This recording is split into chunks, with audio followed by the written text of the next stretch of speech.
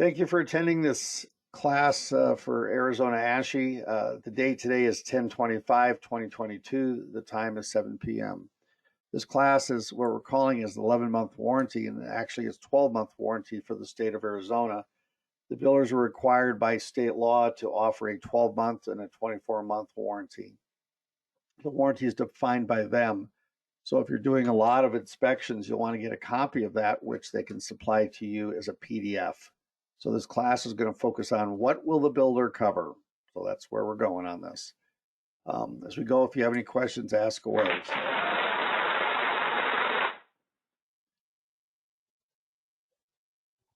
Okay. I'm not going to waste any time reading. So we're going to start with the first class here. This is pretty puny, but take a look here in the middle. Do you see the unpainted area right in the middle of the wall? Okay. Your 11-month warranty, anything cosmetic is covered. Paint, scratches, unpainted area, unfinished. So our typical inspection, we find 54 items on the 11-month inspection. We supply that to the buyer. The builder takes it, and there has been no builder who has said, we don't believe in what you've written. So our average is 54 items. So there it is. There's number one. We're going to go to the next one. Okay, there's imperfections in the stucco here, scratches periodically across. We don't spend any time saying how many there are. We just go around, take the picture, write it up, and it's called a punch list. Okay, so the punch list report follows, we go to the right, and then we just start writing them up. Okay, this is pretty common. This is the front doorway. If you take a look, here's the trim. The trim is installed on the door jamb, and there's a gap from the trim along the doorway all the way up to the doorknob. What's the big deal here? Well, when the wind is blowing, the air blows up through there and comes out where the doorknob latches and blows in around the door. They paid for the Energy Star home, so we write that up and they foam it in. Anybody have any questions about this one? Hey, Britt. Yeah. So, the picture, I wasn't 100%. That's the mirror looking up. Oh yes, I'm sorry. Let me set this. So we're looking down the molding, and we set the mirror on the ground, so we're looking up under the door. Yes. So the threshold's to the right, and the molding is right here in front of us. Now we're also checking paint on all sides of all door trim. So if you take a look here, I'm going to put the marker here. They haven't painted the bottom edge of the trim. It's not painted. So we find that a lot, and their own requirement is all 6 sides of all trim shall be painted. Okay, that's the builder's requirement. So it's not like we're forcing them to do something. Okay, let's go to the next page. Okay, so here Rick, I have a question. You said that this inspection is different than a home inspection. You said there was 54 items instead of 84. Is that right? Yes, because it's a punch list. It's a punch list of all items that are deficient per the builder. And where did you say we could get that punch list? Well, you're making it yourself. You're making it by just going around and finding the defects. There's no checklist really. I have a checklist for you. It's at the end of the page. I'll show it to you. That's what I wanted to know. Thanks. Yeah, there's a checklist. Okay, so let's go to the next one here. Okay, so if you take a look at this latch, this has not been drilled all the way through. So that means air is not going to leak through the jamb. Okay, but in many of these, they drill all the way through to the 2x4 behind it, and that's where your air leakage occurs. Okay, take a look at your jamb here. Do you see the scratches in your jamb where the paint's gone? Your builder's not going to cover that, but we write it up anyway because all painted surface has to be painted. Don't they drill all the way through so that deadbolt can move out to maximum though? Yes, that is. They also, the doorknob comes with a interior piece that fits inside there to stop air leakage from occurring. They throw it away because they don't know what it's for. We'll look at one later.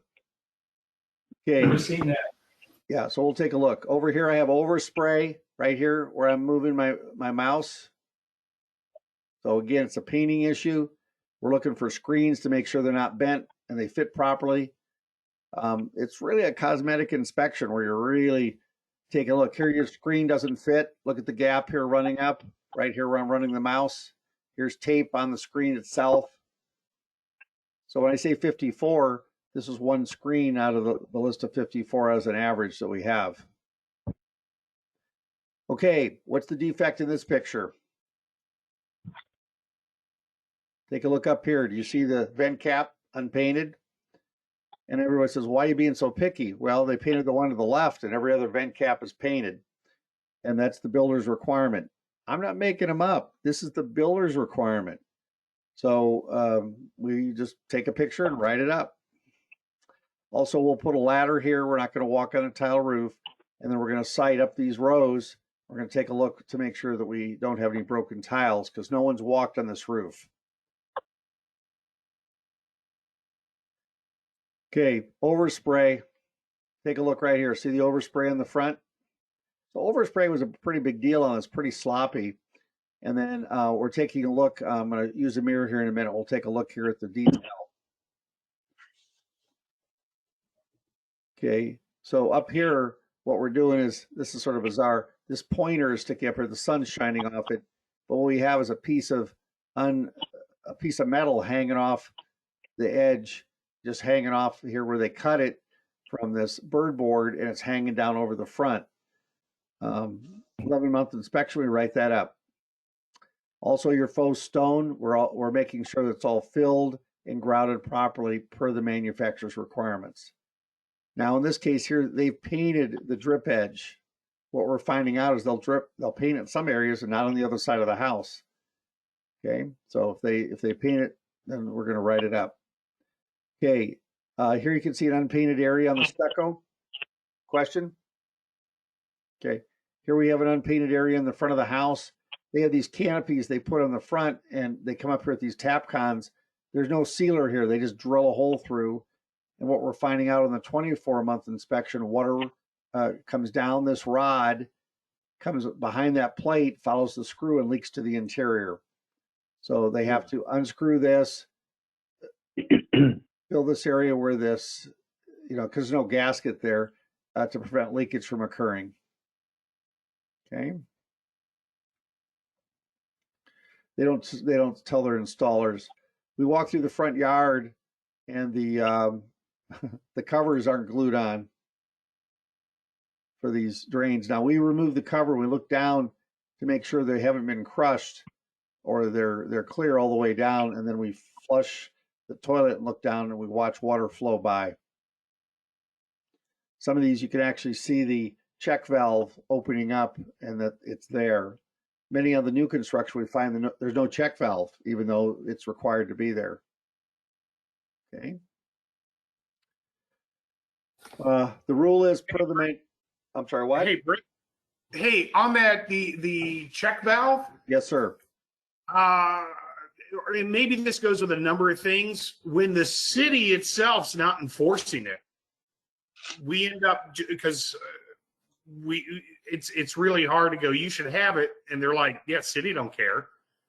They're not following that particular rule. Yeah, the builder issue, John. So we don't care. I mean, I'm not inspecting it to the code because it says it's supposed to be there, even though it's on the plans. The builder says we're installing it. How do I find that when I've had builders say we're not installing it, the city approved it without it, and the city doesn't? They have a warranty, and I asked for a copy of the warranty, and it's sent to me as a PDF file. Okay. Yeah, you have to read it because I'm telling you, it's quite eye-opening if you get it. Okay. Okay. That is the sewer clean out there, Bert? Yeah, that's a sewer clean out, and the rest of it. How do you see a check valve in there? Well, I'm going to show you another picture in a minute. Okay, we have a picture of it. Okay, all windows are required to be caulked against the stucco as required by the manufacturer and the installation rules. So I use my card because then my card is in the picture. Okay, but that gap there has to be filled so we don't have capillary water entry around the frame, even though they've counter flashed it. Okay, the manufacturer calls for this. Okay, I'm showing you a picture here because I want to show you that we're checking the pressure regulator to prove that it is between 40 and 80. And then we're flushing the toilet to see if there's a massive drop in flow. If it's bad, then the regulator will have to be replaced. During these inspections, we're finding gas leaks. And they say, how do you find it? Well, you can smell it. I mean, the gas is like putrid. And okay, so the builder did not insulate. So let's take a look here. Here the pipe is exposed. Here's my pressure regulator, and the pipe is not insulated, but they insulated the sprinkler line. They didn't sprinkler. They didn't put a bag over the sprinkler as required for insulation, and so we called for the insulation to meet their minimum requirements. So does everybody understand? We're not forcing them to do something extra. We're forcing them to do their minimum requirements. Yeah, that again. Yeah, I'm going to see what the same builders say up here. Yeah, well, it depends on what subdivision you're in. But Yeah, because yeah, that's just such a rarity. yeah. So Rick, how hard is it to get their list of requirements? well, the The person builder. you're working for is required to get a copy from the builder, and then they just send it to me. So I get it 100% of the time. The builder doesn't give you anything. I get it from our client. So, what is the just though, and for maybe just me, what is the exact phrase of that, Britt? I'd like a copy of the 12 and 24-month warranty requirements per the builder for this dwelling that you've bought.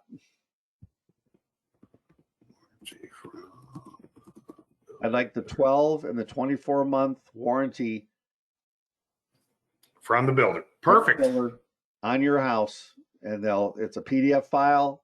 See, the builders used to give you a book, and then it was a real pain in the butt because then it was hard to do. Now you have a PDF. You can take that, you can dissect it. I just read them. Some guys spend a lot of time copying and pasting, but whatever. And then I have a picture and then a statement of fact below every picture. So I didn't do that for this class because I'm just doing it verbally. But when I have a picture, the statements with each picture, okay? And then they're numbered 1 through 45 or 1 through 50 because it's a checklist. And we're calling it a punch list. It's a punch list of repairs, but you want it so that they can just work through it and say, yes, we did number 1. They have to be numbered, everybody. I did number 1, I did number 2, and if, depending on your program, it numbers it for you. So we rename, let's say on your inspection form, let's say roofing is number 1 for you. Just rename that punch list, and then each time you click on an item or a picture, you make it this, picture number 2, picture number 3, and then you make your statement. So everything's numbered. Because if you say, oh, I took that picture on the north side, it becomes a nightmare. You want everything numbered. Okay, on the edge of this frame here where these two come together, there's something missing there. There's a gusset plate. It's on all the other trusses and it holds that fascia board together. Okay. All these things I'm pointing out to you, on a normal inspection, we just don't even care. But this is the warranty inspection from the builder. Okay. Here we go. Splatter on the wall. They're required to clean their own splatter, and this is from when they did the block wall along this edge, and you can see it's unpainted. So this was done after they painted the house. And the big gripe here is look up on the wall. The splatter's all the way up onto the wall on all these areas. Okay, let's pretend this is Pulte and some of those other builders. Okay, here we are. We're looking down into a mirror, everybody. Down into a mirror. We're looking up underneath this detail here, and you can see the stucco weep. Okay, and if you look right here, I can see on the edge of this pillar, that's exposed chicken wire, stucco wire. The stucco isn't filling it. It's styrofoam. And you're going to find this on all these pillars when you look at them just based on the detail, because the stucco guys can't see them. They're trying to stucco upward. Okay, so we'll have some other pictures here for you. So here we are looking at the garage area. Here's your trim, here's your stucco. And again, we're looking up here, and there's a large gap here, an exposed wood and styrofoam underlayment. So we write it up, make a statement, and we move on. Okay, here's overspray again. Here's the button to run the door and overspray when they sprayed the area. The painters are real sloppy. It's just become a real pain in the butt. Here we have a gap next to the door trim, needs to be filled, and then it allows, there's a gap there to the interior. Okay, here's your faux stone, and where your faux stone is, it doesn't line up for some reason, and this hangs way over the edge. So when we put a mirror under there, we're going to see a big old gap. Electric service panels, at this point, you can look at them now, so you can pull the dead friend cover. We're finding some interesting things: overstripping of wires, cutting of whiskers, notching of wires, a lot of stuff. Harris, when I notch a whisker, is that bad? That's bad because you reduce the size of the wire. So any notch in a wire is bad? Any notch is bad, any cut whiskers are bad, as you call it. Yeah. So I'm calling them whiskers, but they're actually strands. I get their attention when I say the word whiskers because it's like their cat or something. Yep. So this is You're talking about aluminum? Yes, aluminum or copper, it doesn't matter. Right. As long as you cut any of the strands, you're reducing the size of the wire. Harris, how do they end up cutting those? Well, when you're stripping it, if you use a stripper, sometimes it's set for the wrong size, and then you indent the wires, and then once it gets bent, it breaks off. So everybody says, well, how do you see those? Well, it's hard to get a good, clean picture of them. But when you go there and you take off the dead friend cover, you got to put your face right up against the wire, and you go, oh, I can't believe it. There's a notch. And we're finding these so prevalent because the same person is stripping the wires. So they're putting the stripper on, they're spinning it around with their finger and cutting the outside of the wires. No builder has said, I won't fix it. They've all fixed them. Okay. This part here was laying on top of the panel. What's that for, Harris? Well, It's a lockout clip. I see it's a clip, but I can't tell you what type it is. Okay, well, it's a lockout clip. So in this panel, it goes on here so that when you lock out or you're working on it, it's supposed to be part of one of these breakers, whichever one it is. And I'm not sure if it's on the water heater. I think that's where it goes.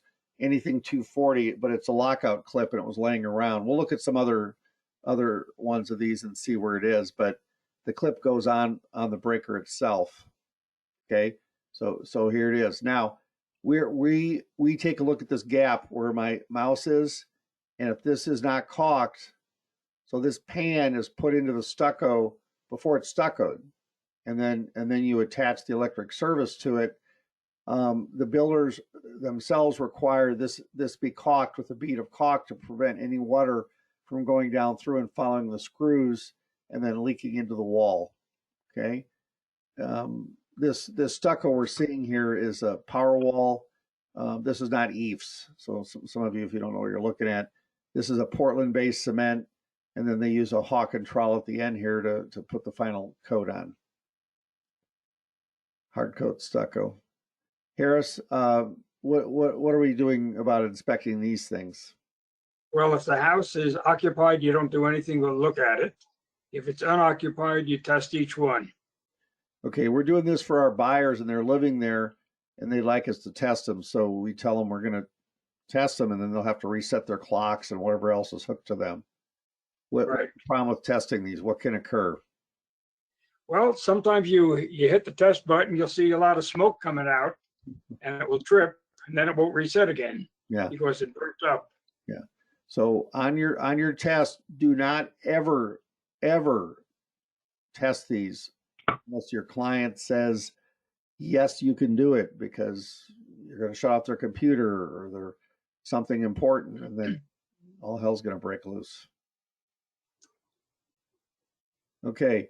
I got here, this is his own house and the panel was locked. So, well, you got two choices. You can go get a key, or we'll use our master key on that and take it off. So he came back and found a way for us to open that. Okay, in this case here, the lock, the pin to the gate is loose. So this is called a bat wing. I like just the name of it, bat wing. And so there it is, but it was loose. So we wrote that up. And I use a pointer like this so I can point, otherwise I don't know what I'm looking at. Okay, somebody said something about Eaton ones seem to fail or break all the time. Well, that's true. They're real hassle. Okay, here we go. This one's out of focus, sorry. But again, I'm putting the mirror on the ground and I'm looking up inside the molding here. And they seem to think by putting the molding up and looking pretty, I'm looking up. And there's a big gap between the door and the molding and the trim. And then this threshold has to be sealed to the floor. They send foam with it. The underlayment goes under the threshold. So we'll show you a picture where we're actually sliding a piece of paper under it. Okay. We're looking at a garage floor. So if you look down again, it's sort of throwing you off here. And we're looking at the service door to the outside. And here's the door. This is 11 months and it's already stained. See the water soaking up into the door? What's the rule for, Harris? What's the rule for treating all the sides of a door? They all have to be painted, every little spot. Okay, so there's 6 sides to every door, everybody. So Right. What we're finding out is the top of the door now has a statement stamped right into it that says all 6 sides of the door must be painted. And I would write this up originally and the builders would go nuts. Oh, we don't seal them. Well, if you go to the website for any of the door companies, they say they want them sealed. And so that's the rule. So again, we make that up. But look at how the water's soaking up already. Okay. The service door had no handle. All it had was a deadbolt with a key. Is there anything wrong with this, Harris? Yeah, you have to have a handle. And if you're going to have a lock on it, it has to have a thumb release, not a key. Right. So this is Fire outside. Yeah. So here we're outside. On the other side, it's keyed. So here's your gasket again, and then here's your door. So the builder just never came back and put a handle on it for him. So we wrote it up. Okay. That white line you see on the ceiling, that's the sun shining up because the door is bent in the middle. Okay. So I'm gonna put my pointer here. The door is bent in the middle and the light is shining up against the ceiling all along this edge of trim. Now, for any of you that are doing new construction, do you see this piece of 2x6 here? That 2x6 must be mounted on the wall above the door. The track must be bolted into that 2x6.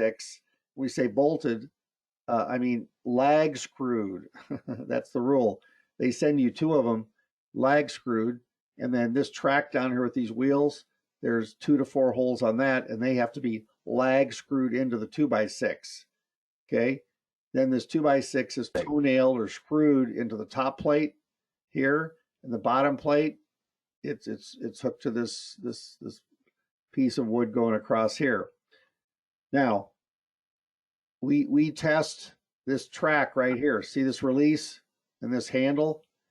We release that when the door is down, and then we slide the door up and we test it at 50%. We make sure that the door will stay at 50% open without falling down. That tells us these springs are adjusted properly. If they don't, then we write it up as an unsafe condition and repairs are needed. On a double door, typically, it's always a double spring. On a double door, it's typically a double spring. They do have some singles, but the doors are pretty lightweight. Any questions about testing this door on an 11-month warranty? Okay. Okay, this is a water softener. This is a loop. This is an extra item. Now, since the buyer's there and they're living in the house, what we will do is we will shut off this piston. And if you shut off that piston and there's no water flow, what item in the house will still function if this is plumbed properly? For extra credit on a new house that's pre-plumbed, what 2 items will operate, one in the house and something outside, when I shut off this water softener? Kitchen sink and hose bibs. Correct. Boom. Who said that? Woo. You're good. So the kitchen sink, cold water, and typically the ice maker to the kitchen, and then they might have an RO loop attached to that. So if you test it and it's not that way, then the plumber didn't plumb it properly, and they're relying on the RO system. That's just a bypass. Yeah. That won't shut it off. It's a bypass. So, okay, we're in the backyard and we're walking the perimeter, and back here you can see the paint puddling up on the wall right here. See these puddles? Those will probably peel eventually. We just took a picture of it and mentioned it. Also, you have to check and make sure there's drainage into the common area. And back here, here's a drain. On these 11-month warranties, I usually just ask the buyer, does your yard fill up with water, or you can see it. But you're going to take a look at your pillars here. Your ranch block wall is stacked up in between it. And then here they have control joints running down the wall, checking to make sure that, they're all solid. Okay. So this type of wall, this is probably 6 inches thick. There's no pillars. So if you notice, the others were pillars. So this wall, let me go back so you can see the difference. Oops, sorry. And the buyer's typically running around with us. Okay, this is 4-inch block wall called ranch block, and the pillars are an H block. They're an H, and the block goes between the pillars, okay? And this is a 6-inch or 8-inch block and is structural. So it has mortar on the ends and is a horizontal bond, and there's typically ladder reinforcement in the wall, and they're called HMUs, hollow masonry units. You'll have rebar every 4 feet and in the corners. Okay. How are we gonna know that? Well, that's the requirement. If you get there when they're pouring the concrete for the stem walls or the foundation, the rebar will already be sticking up. Okay, this 12-month warranty, folks. Yeah, right. Yeah, I'm not going to see that on the 12-month. I'm not going to know that. The buyer's with me, and he's pointing. And if you look here, the overlap on the roof is teeny here and gets bigger and bigger and bigger. That overlap is supposed to be equal and consistent all the way down. The builder says that, so we follow that same protocol. That just means the shingles are not lined up properly, and we make a note of that. Sometimes your bird board is that metal trim is leaning as the tiles might be sliding. What's the requirement for nailing of your shingles on these type of roofs? First 3 shingles up. 3 shingles up on your perimeter and on your bottom sides and top, and the rest sort of lays there. Okay, we're in the kitchen area, and this builder put a box in. It's raw drywall with no paint on it. They cut out the back of the box. There's no drip leg or sediment trap required for this. So here's my shut off. Here's my flex line, but unfinished drywall. So I wrote that up. This cabinet has no back in it per se. You can see the gap here. So again, we're Did you say there's supposed to be a drip leg in there? There is not. The only 2 appliances that require a drip leg are the what are they? Furnace. Furnace. Water heater, furnace. Water heater. Water heater in the furnace, right? Okay. So here we require a sediment trap, and in some areas a drip leg, depending on where you're at, whether you have the gas is wet. Okay, this one's out of focus, but when we take a look at this, what we're trying to do is determine these registers are typically not square. In other words, they're at an angle or they've overdriven the screws, so we'll write those up. Okay, this one here is obvious that the distance between this part of the wall and this are off by about 1 inch. So we'll write these up all the time. This is a return air grill. And again, it's not mounted perpendicular to the walls. So it's a finished detail. And again, somebody say, oh, that's very picky. It's not picky. The builder fixes it. Do you want the buyers to be happy with your work? Sure you do. Okay, so we also check every screw. This hinge here, if you look at the top, the hinge has been racked. So here it's real close to the door jamb, and down here there's a big gap. So what? And here it's torn open the edge of this. The door was so heavy that it was the screws were loose, and so the door was hitting the door jamb. So we took a picture and said it needs to be writ. And look at the overspray on paint when they put the tape on. Okay. So here we're looking in a closet, and the builder's tape is still on the inside edge, and we run our hand along so it's a closet, swings out of the room, and so we go and we check the backside of the molding, and it's not painted, and then you can touch it and feel the overspray where they oversprayed it, and it's all rough like sandpaper. So that doesn't meet their requirements for a smooth and proper surface. Okay, here we have a cold air return, a pass-through vent from another room, and you can see the gap here is different here than it is here, and this gap is different. I mean, none of these registers are square to each other. They're just randomly put on. If someone measured them, they'd say, oh, these don't match, but when you can see them visually that they're not lined up, how this happened is when you start, they're just not lined up. This is the front door. They painted it so poorly, we're getting this crinkling of the paint on the door itself. This is where you roll it or overspray it so much it forms this crinkle, and you rub your hand on it and you go, wow, that's weird. And so the seller or the owner at this point had complained to the builder about it, and they said, well, if the home inspector writes it up, we'll fix it. Okay. But either way, it's an imperfection in the paint on the door, so we wrote it up. That's the front door. Okay, look at how rough the paint is on the edge of the door. It almost looks like a saw. That's how rough the paint is, where it raised the grain, and it's almost like a saw. Again, if the house is there, we don't care. But this is the warranty to meet the builder's warranty, so we write it up. All doors need paint on all 6 sides. Okay, we're in the shower here, and some of you are going to say, how come you're being so picky? The top of this door hits the other side of this frame. This is glass. And it hits the door. It doesn't close. And I said, well, you've been here 11 months. Are you kidding me? They said, we didn't even notice it until you pointed it out. I went, okay. Rick, Yeah. when you're checking those doors for paint, I would say 100% of them are not painted on top. Do you write that up?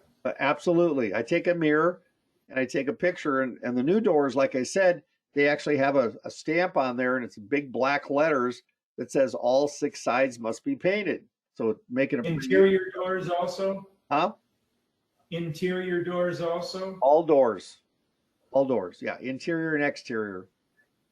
And so if the top of the door is not painted, the bottom is not. Hey, and this is for anyone that doesn't check it. It doesn't say it has to be fixed. So you'll still sometimes see the writing that says this needs to be painted. Yep. But you can still read it through a thin coat of white paint on the top. That's right. Now, some doors come with what we call a prime coat. So you have to look at it and say, this door doesn't match the walls. Well, that's because they never painted it at all. It's just a prime coat. But yes, exactly what John is saying is true. It doesn't have to totally cover it. It just has to be sealed. The word is sealed. So those doors that look like it's overspray Yes. are still qualifying? Yes, they're oversprayed, and you can feel it. It's oversprayed. So here's how it works. If you go past your 12 months, you're out of luck. They're not covering anything. Okay, all they're covering then is big cracks and more stuff that's not cosmetic. Before the 12-month, other than you damaging the walls, they're going to cover them. Okay, so this door here, the issue is this is bolted into the wall. There's 2 screws here where this hinge and then it has 3 screws in it holding this door on. Okay. So you can sight and look. So look across here at the molding. I'm running my mouse across and see how this is getting bigger at the top. They're not parallel. So one of those is off. Either the wall trim is off or the door is hanging too low. We know it's hanging too low because it doesn't fit. This is pretty cool. They hung the door and the hinge is so far off, it's pulling the door apart. And so what it's doing is the skin of the door is staying in place, but it's pulling the part that holds the door out of the door. And they put tape on it to keep the skin from coming off. And I said, well, that seems weird. And the builder absolutely wouldn't come back and fix it. There's like a 1/4 inch gap at the top here where the door just doesn't fit. The frame it has a big bow in it, everybody. The door is square, but the frame from right here at the top has a big bow in it, and that's why that gap is there. So they nailed the molding to the wall. So your only choice on this is pull the molding off the wall and line it up straight. But it's pulling the door apart. So now the door is delaminating. Okay, here's a close-up of those hinges on the glass door. And you can see here, whoever's been doing it is not you. They're sort of scratching the screws. Okay. Okay. This is the finish on the door. Now, this is new housing. So would you write this up, or is that being too picky for you all? So again, we wrote that up in the finish, and you go, come on, this must be a lot of houses. This is just one house with all the same stuff on it. I mean, you know, but it's the same as the other 28 we did. Okay. I want to know if anybody writes this up. The pipe is above the insulation in the attic. Is the PEX required to be insulated or below the insulation, or should it be exposed to weather in the attic? You can unclick your mic and tell me what you think. Doesn't it have to be below the insulation, or it has to be insulated? That's right. The builder says that. And also in this case here, why would you have your exposed, you know, depending on the type of framing and insulation you have. So here's your insulation, and all this just pops out, runs across. So what we're finding is the builder comes back later and runs insulation over these pipes. Well, this has to be fixed. So we're taking a picture, and it's pretty easy. So Aren't you supposed to show the PEX pipe in the attic at some point so you know what plumbing there is? well, yeah, but I mean, it's supposed to be insulated because that's the requirement. Under the insulation, you're not going to see it though. Yeah, that's good. I like that. That's what it's supposed to be at this point. You know, before insulation goes in, yeah, you want to see it, but it has to be serpentine. In other words, these loops in here is what's required due to expansion and contraction of the product, everybody. But it has to be insulated so it doesn't freeze. So here we are in the attic, and here's the pan underneath the coil, and you can see that there's been water in here, or moisture. See it right here? And here's the drain leaving the pan. So when we look at these, we got to have primer on the fittings, and then we got to check this for positive drainage away. And then when I see this stain, I don't care how small it is, I write up that the air conditioning company will need to come and check the unit and make sure it's functioning properly. They were supposed to do that when the buyers moved in, and they have a 1-year warranty for certain items on their air conditioner that they can take care of. So I don't know if the coils froze and this is some of the moisture left over or what it is, but there's moisture in the pan. Hey, Britt, don't. I don't think I've ever seen a new one without stains because of when they're testing it.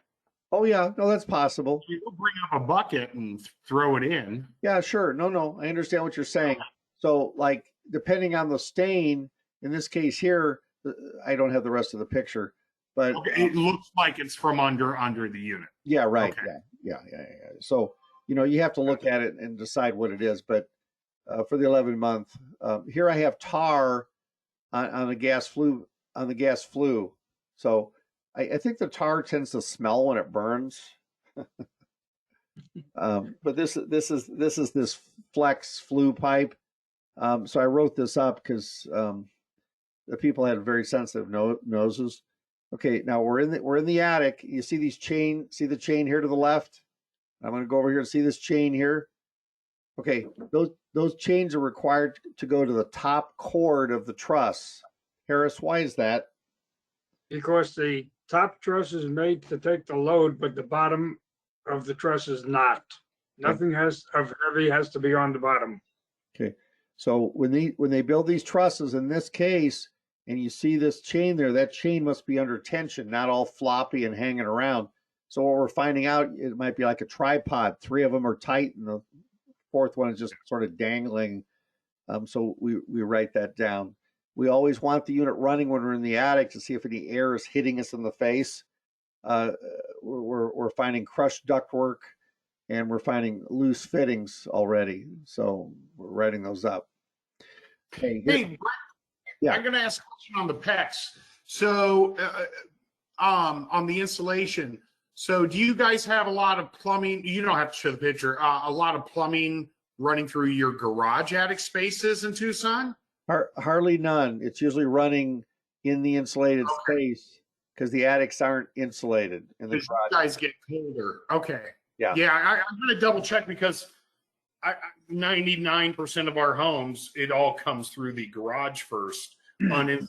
So Uninsulated. because I'd love to write it up. Yeah. Well, it's uninsulated in the garage. You need to read the installation requirement. See, we've been doing it the same way. We don't know why we're doing it that way. And with the weather sort of changing and you get freezing, they'll say, "Oh yeah, all pipes will be insulated as required." That's the wording. Yeah, I agree. I see it going through the garage attic 90% of the time. That's where it comes up from. Right. And not insulated, correct? Yeah, I see it uninsulated, and that's a 1-inch main because that's the requirement. Yeah. Yeah. Yeah. Yeah. Just take a look. And part of it is I know we're average warmer here, and I don't mind writing it up. I just need to know what hill to fight. You know? After the 11 month and the 24 month. So if you're doing both of those, you've already written it up on the 11 month. I've had no builder say we're not going to do it. Okay, so here we are in the attic, and I'm looking over at a light fixture here. Sorry, Rick. Does the manufacturer, the PEX require that, or the builder? Well, PEX has a certain requirement, and it says pipes will be protected, against freezing and sunlight. It shouldn't be exposed to direct sunlight for an extended period of time. So those are the 2 choices you have there, and that expansion contraction. So the Plastic Association has a copy of what the requirements are for their product, whether it's Aquapex or any of the Vanguards or whatever it is. And so they have certain minimum requirements. Maybe we'll do a class on that for PEX and look at that. Okay. Yeah, I'm going to end up calling a rep out here because my Google searching saying City of Phoenix, no.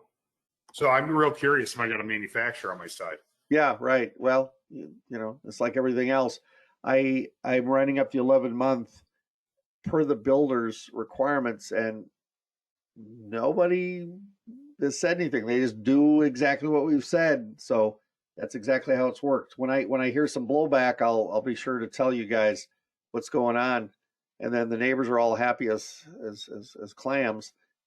They go, "Wow, I can't believe it. They did everything you said." Okay. So here's your chain in the front. Here's your light fixture. I don't know if that's what's that called, Harris? What kind of light fixture do I need? Well, if it's an insulation, it needs to be an IC type fixture. What is that? And if it's IC means insulated type of fixture, it has insulation within the can itself. It doesn't have to be vented. Oh, okay. So if I'm in the attic, so Harris, let me ask so that I can figure this out. I've always wanted to know. If I'm in the attic and I can see light shining out of the fixture, Is that one I can cover then?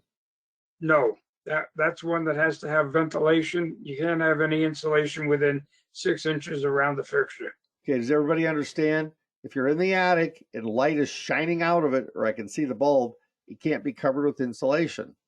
Okay, so you don't have to waste your time. Everyone's telling you they're climbing over there and doing a 3-point stance and reading the outside. Why? You know, so. Okay, now during all this whole time, everybody, we're looking at the trusses and we're looking as best we can because you can't see them all.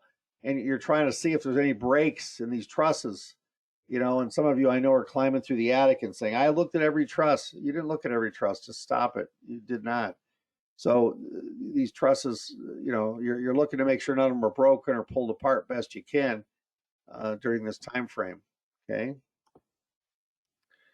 Okay. Here's a piece of ductwork, and it's crushed. I'm not sure why. It's like someone stepped on it. So, you know, I wrote it up, and then they're going to have to, you know, figure out why. Okay, so here's a close up of the wires. And Harris, is it okay to strip this back and not have the whiskers under the screw? No, you're supposed to have, there's a strip gauge on the bottom of each breaker. Obviously, you can't see it once the breaker is installed, but the way it's set up is the insulation should hit the back of the end of the connection. Okay, so I'm looking at this red one. Is that good or bad, Harris? That's bad. Okay, this black one where the insulation is inside the breaker, is that good? That's okay. That's good. Okay, so on new construction like this, and plus the whiskers are outside the screw where it's supposed to be. Now, Harris, have you ever used what's that little device where you're checking it and you're saying, oh, It's called a torque wrench. uh-huh. And nobody uses it, but you're supposed to torque every single breaker to a certain inch pounds per square inch. Okay, and then okay. So as I'm looking here in the background, I'm seeing this gray paste, even though they say it's not required. This guy seemed to put it on. Is that okay? Yeah, well, as long as it's on there, that's the okay part. Yeah. So our report, what it says here, wires are overstripped, wires are notched. This is, and I say what it is, everybody. What I hate on the reports is when you say wiring is unsafe, correction needed, and then they all go, what's unsafe, you know? So red wire insulation's been stripped back too far, exposing length of wire.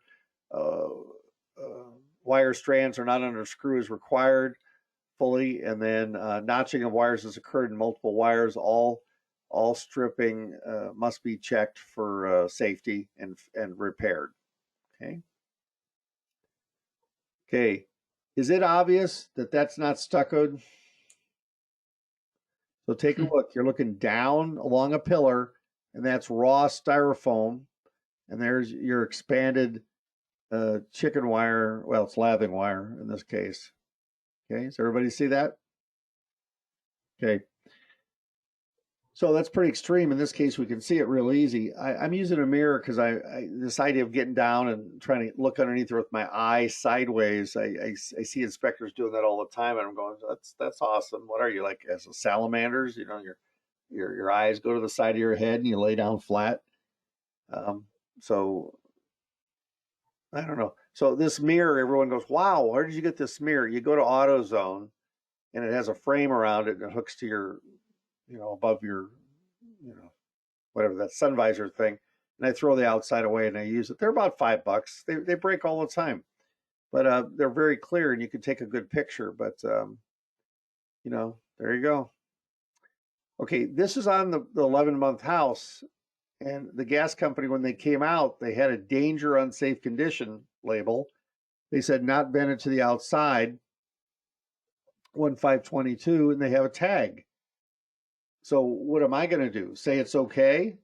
No. I said the gas company, and the problem is when they say this, you have no clue what they're talking about. So I took a picture of this and I said the builder should have taken care of this for you because they have the word contractor here. Okay. So it's in my report. Okay, we're going to go to the tile roof area now. This roof here is pretty weird. So do you see all the little white dots on it on the surface here? See all those white dots?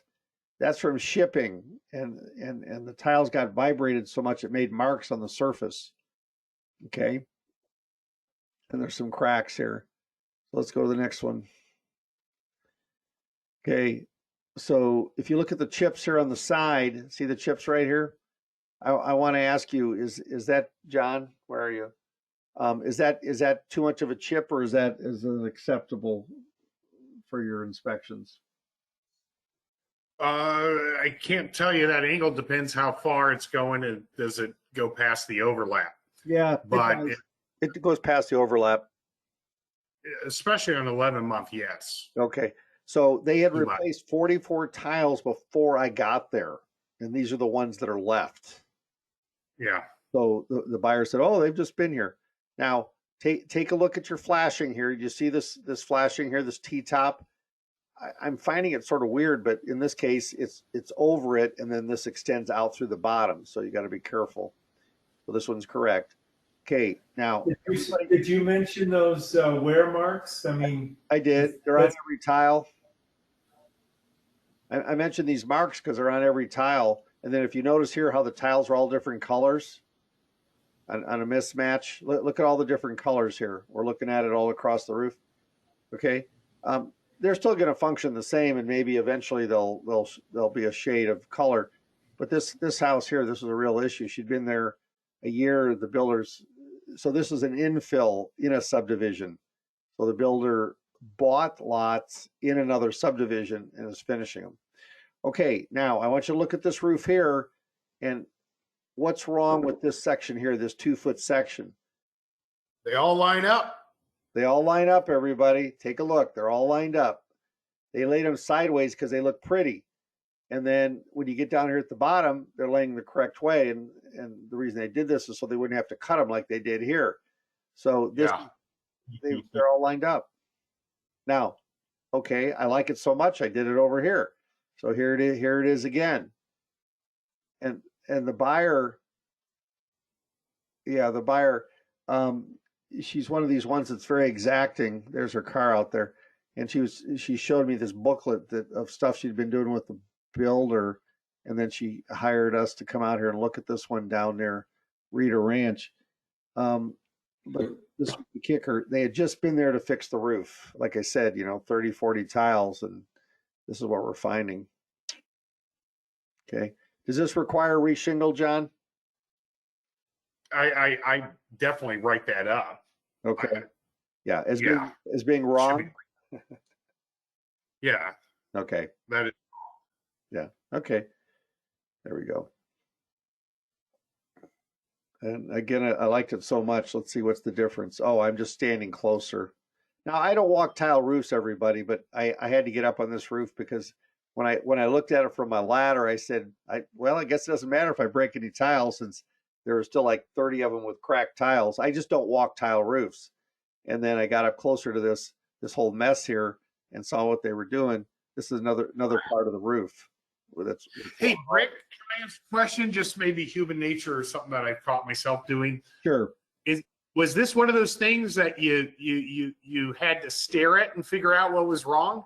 Yes. Like you knew it was wrong, so you're staring at it, but it just didn't hit you for 30 seconds or whatever? Well, yeah, maybe 15 seconds. But yes, something's wrong because it looks too linear. And I put it's the room you walked in a third time because something was bugging you. Yeah, something was bugging me here. And the builder, Rick, do you know if the builder fixed that? they have to fix it. Yeah. Yeah, they got to fix it. They just like they replaced all these tiles and there's still another 30 chipped or broken tiles. And then these tiles here, look right here where I'm putting my mouse. The tile's upside down, everybody. Yeah, that's the nail hole, right?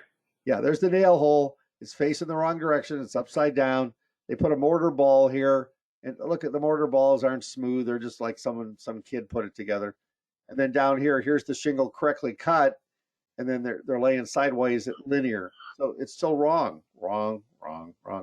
And then some people say, well, tile roofs aren't supposed to be waterproof. They're just the tar paper.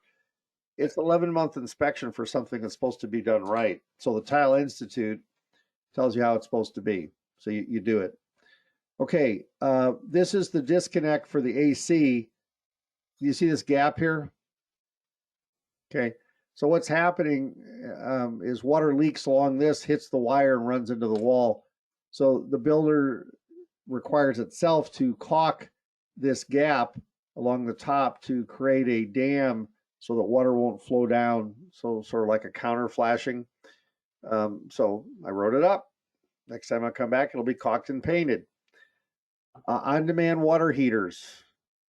The vent sticks out of the wall and it has this gasket called an escutcheon gasket. You see the gap there?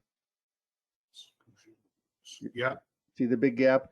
Guess what the Rinnai installation guide says about that?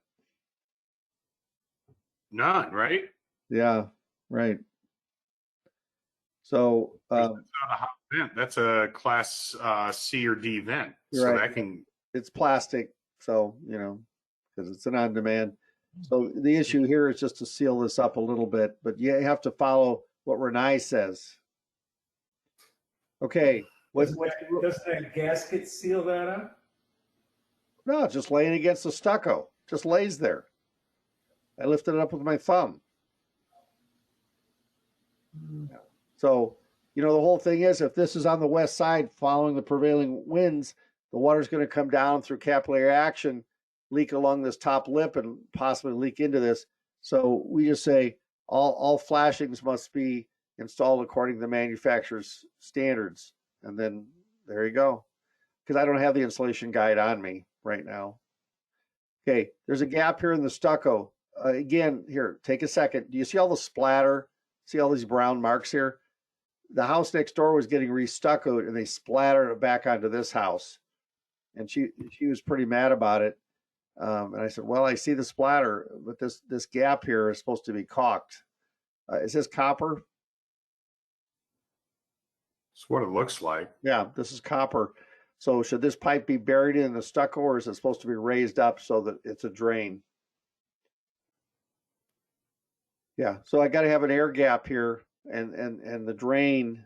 I'm not sure. I can't remember what this was for, either the TMP valve or the drain for the pan, but it comes out and here's your hub where it's soldered together. It's copper and they buried it right in the gravel right there.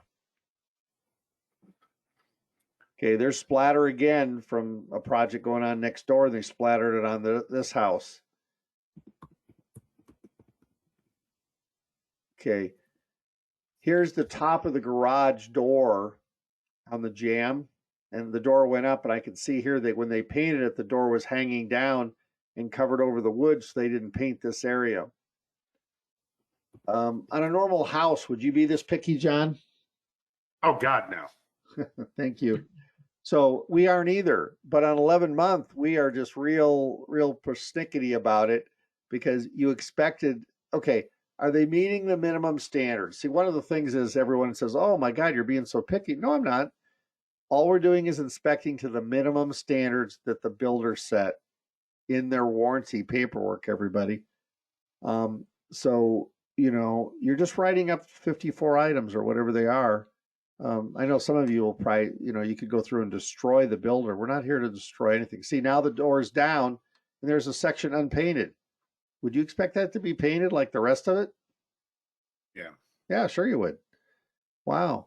And when I pointed that out, I said, wow, look at this unpainted area. After you live there, you just don't notice stuff anymore. So the seller was pretty happy. Okay. So here's your check valve, everybody, right here. So you open the top, and you look down in there and you flush the toilet and you'll see the check valve open. And there's actually a way to remove that. Now, if you have a 2-story house, the first story requires a check valve and the second story doesn't require a check valve. Okay, depending on what subdivision you're in. And like John said, some builders don't put them in. It depends on what city you're in. So like if you're in Marana or Maricopa County, or you're in a Toll House or whatever builder it might be, if there's something here, so we find the valve's not even in there. it was never installed. So we write it up.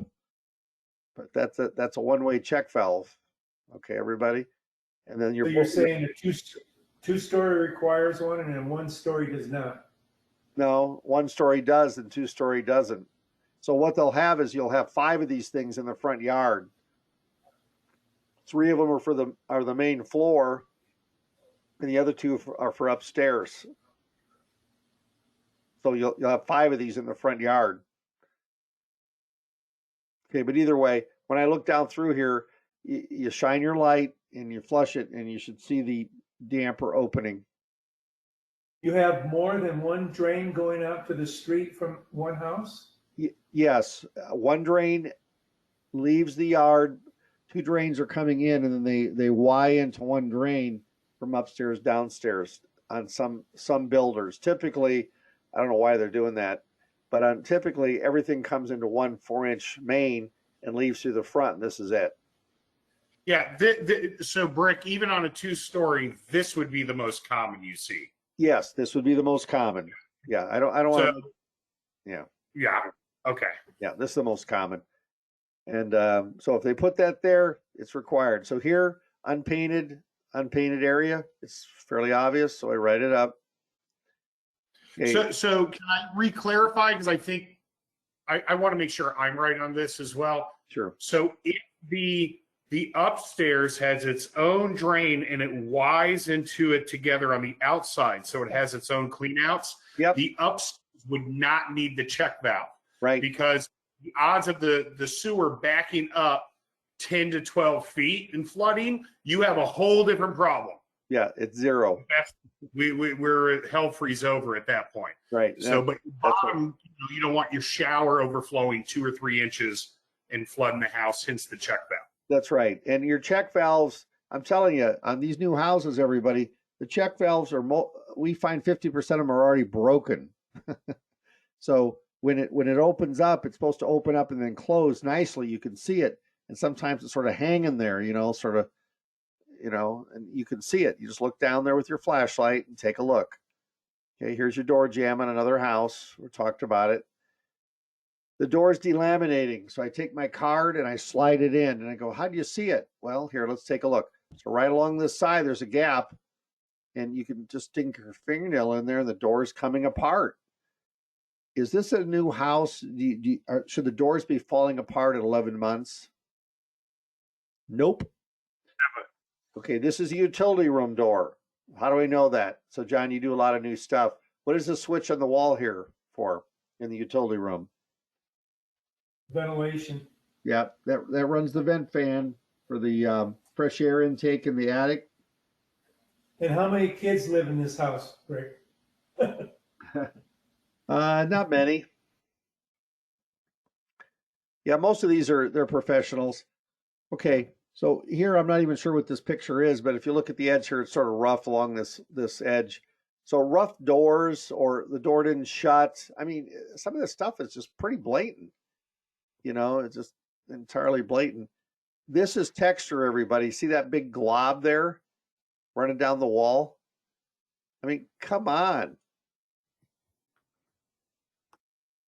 Okay, so this one is sort of weird. It's ceramic tile that looks like wood, and the grout is all soft. So when you go down, it's all mushy and soft. So the grout was retempered over and over again, and then they so retempering is so that you can keep the same grout, but if you do that, it never gets really hard. So they're going to have to redo the whole floor here. Okay, so it's all soft. The grout joints are all soft. Okay, so that's new. These are 11-month builder on custom houses now. Okay, so this is a parapet on a wall, and they've stuccoed back over the edges. And Harris, how would you write this up here where we've drawn these lines here where the stucco is? Well, it's not properly sealed and water can get in. Okay, and then in the back here we have a swimming pool, and it's unprotected. So John, would you write that up on your report?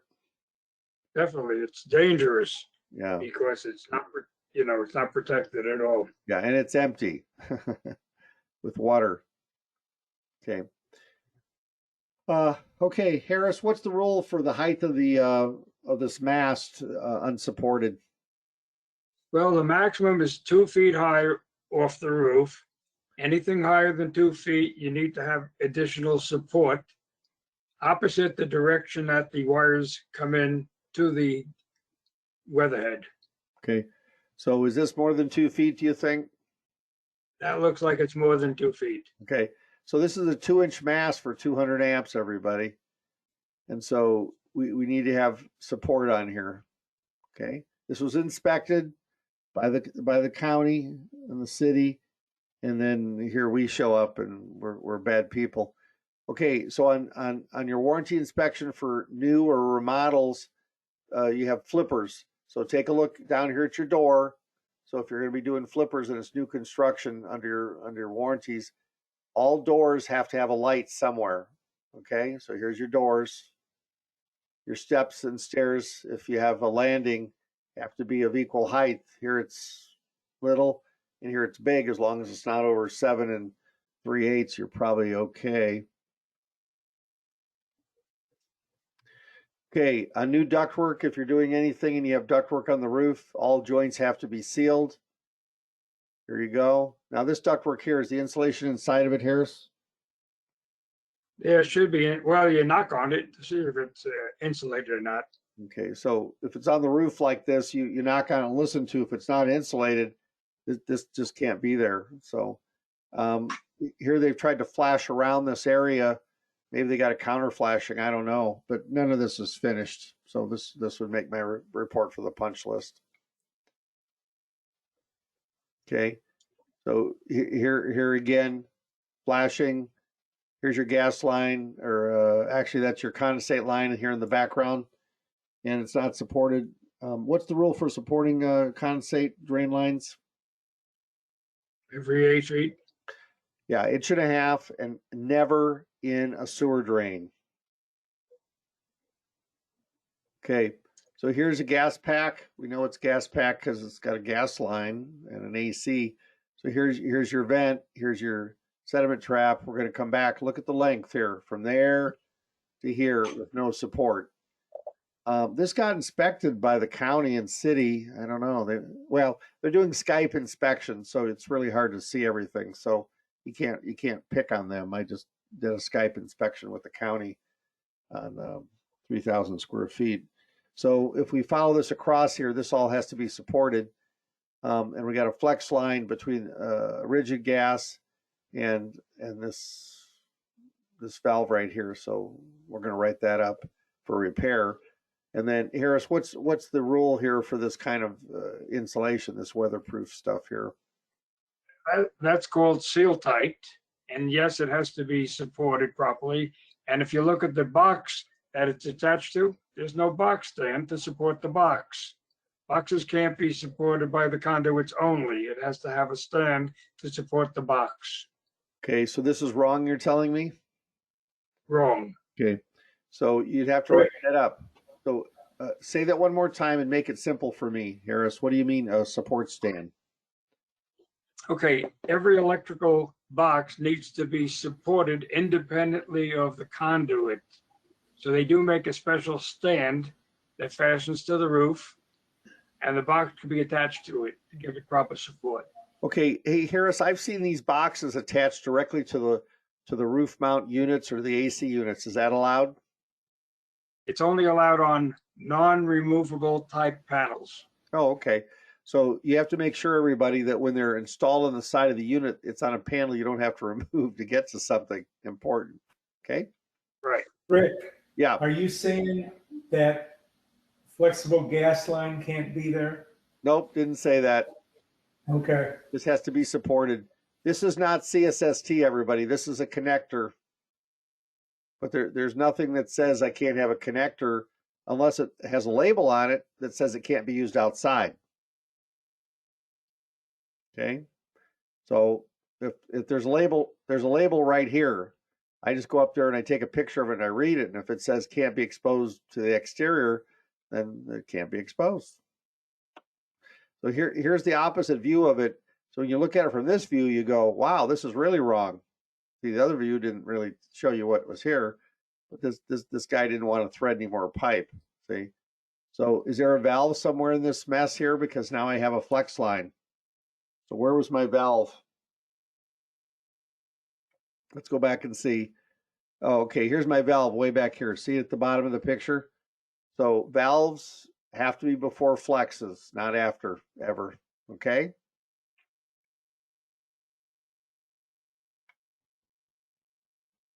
Oh, other way. Sorry. Here we go. Okay.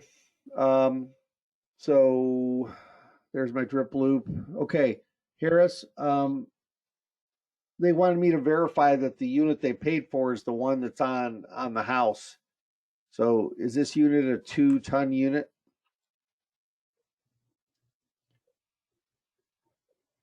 So in your model right here, you have to find something divisible by 12, and there's 24, so this is a 2-ton unit. There's our serial number. Maybe that's the date. I don't have to be that smart. It says it right here. Date of manufacture 01/2021. Okay. And then I'm going to come down here, and here's this part that makes Harris is all excited when we talk about electrical. So it says maximum fuse size right here, Harris, 30. 30 amps. Yeah, 30. Well, So it can't be 35. It can't be 40. It's got to be 30. yeah. So in other words, you know, they used to say, oh, I can overfuse this because it's an air conditioner, but the manufacturer is telling me I can't. Is that true? That is absolutely true. Okay. So, you know, when an electrician puts a fuse and says, yeah, we're allowed to overfuse those, the answer is no. Okay. Now, look down here at this one arrow. It's really hard to read. I don't know why they're making this print so teeny, but so it says 410A for the type of refrigerant here. So it meets the new protocols. Harris, what's RLA stand for? It's rocked. It's locked load amp. RLA is running load amperage, Okay. and the LOC is locked rotor amperage. Yeah, okay. So that 58 there, that means what? It draws enough power for milliseconds up to 58? Yeah, well, what happens is when the compressor is going to start, if it's in a compression mode, it draws a lot of extra power just to get the piston, to get the motor running, and it could draw up to 50 amps on Okay. start.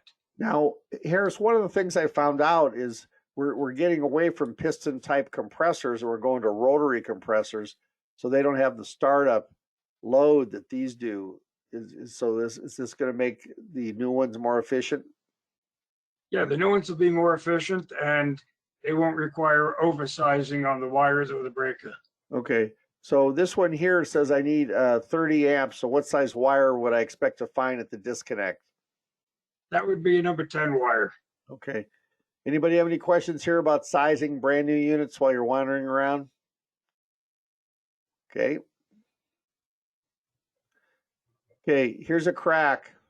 Just a crack running along. Would anybody, this is in the parapet. Here's the roof, and here's the parapet. And this is a frame. No, this is a masonry stucco dwelling, and this crack is probably a 16th wide and runs down the side. Would you call this, again, this is 11 months after it's been done, would you call for repairs to that teeny little crack or just to monitor it? Call it Roll out. it out. Call it out. There we go. Yeah. So on new stuff where the crack forms. Okay. Is this wrong? Wrong. Come on. You know, again, you can't count on the building inspectors to find anything. We're getting away from building inspectors. They're expecting you to find it. The sewer drain can never be used at all ever for any drainage whatsoever. So the answer is no. Okay, so wrong. So here's another unit that looks just like the one we found earlier. And I can see here the flashing's not correct. They didn't counter flash. This is required to meet the minimum standards. This gas line's a little bit different, everybody. they use a machine under compression and it crushes this fitting down under the gas line with a big machine. So they came up with 3/4, reduced it to 1/2 inch, put a valve, and then ran this little flex line and pipe back in. I don't know if this needs to be supported properly, but I'd have to look it up and see. It's 1/2 inch is required. Okay. So I wrote up all these flashings. Okay. The fireplace does not have a chimney cap, nor does it have a spark arrestor. For extra credit, what size does the screen have to be?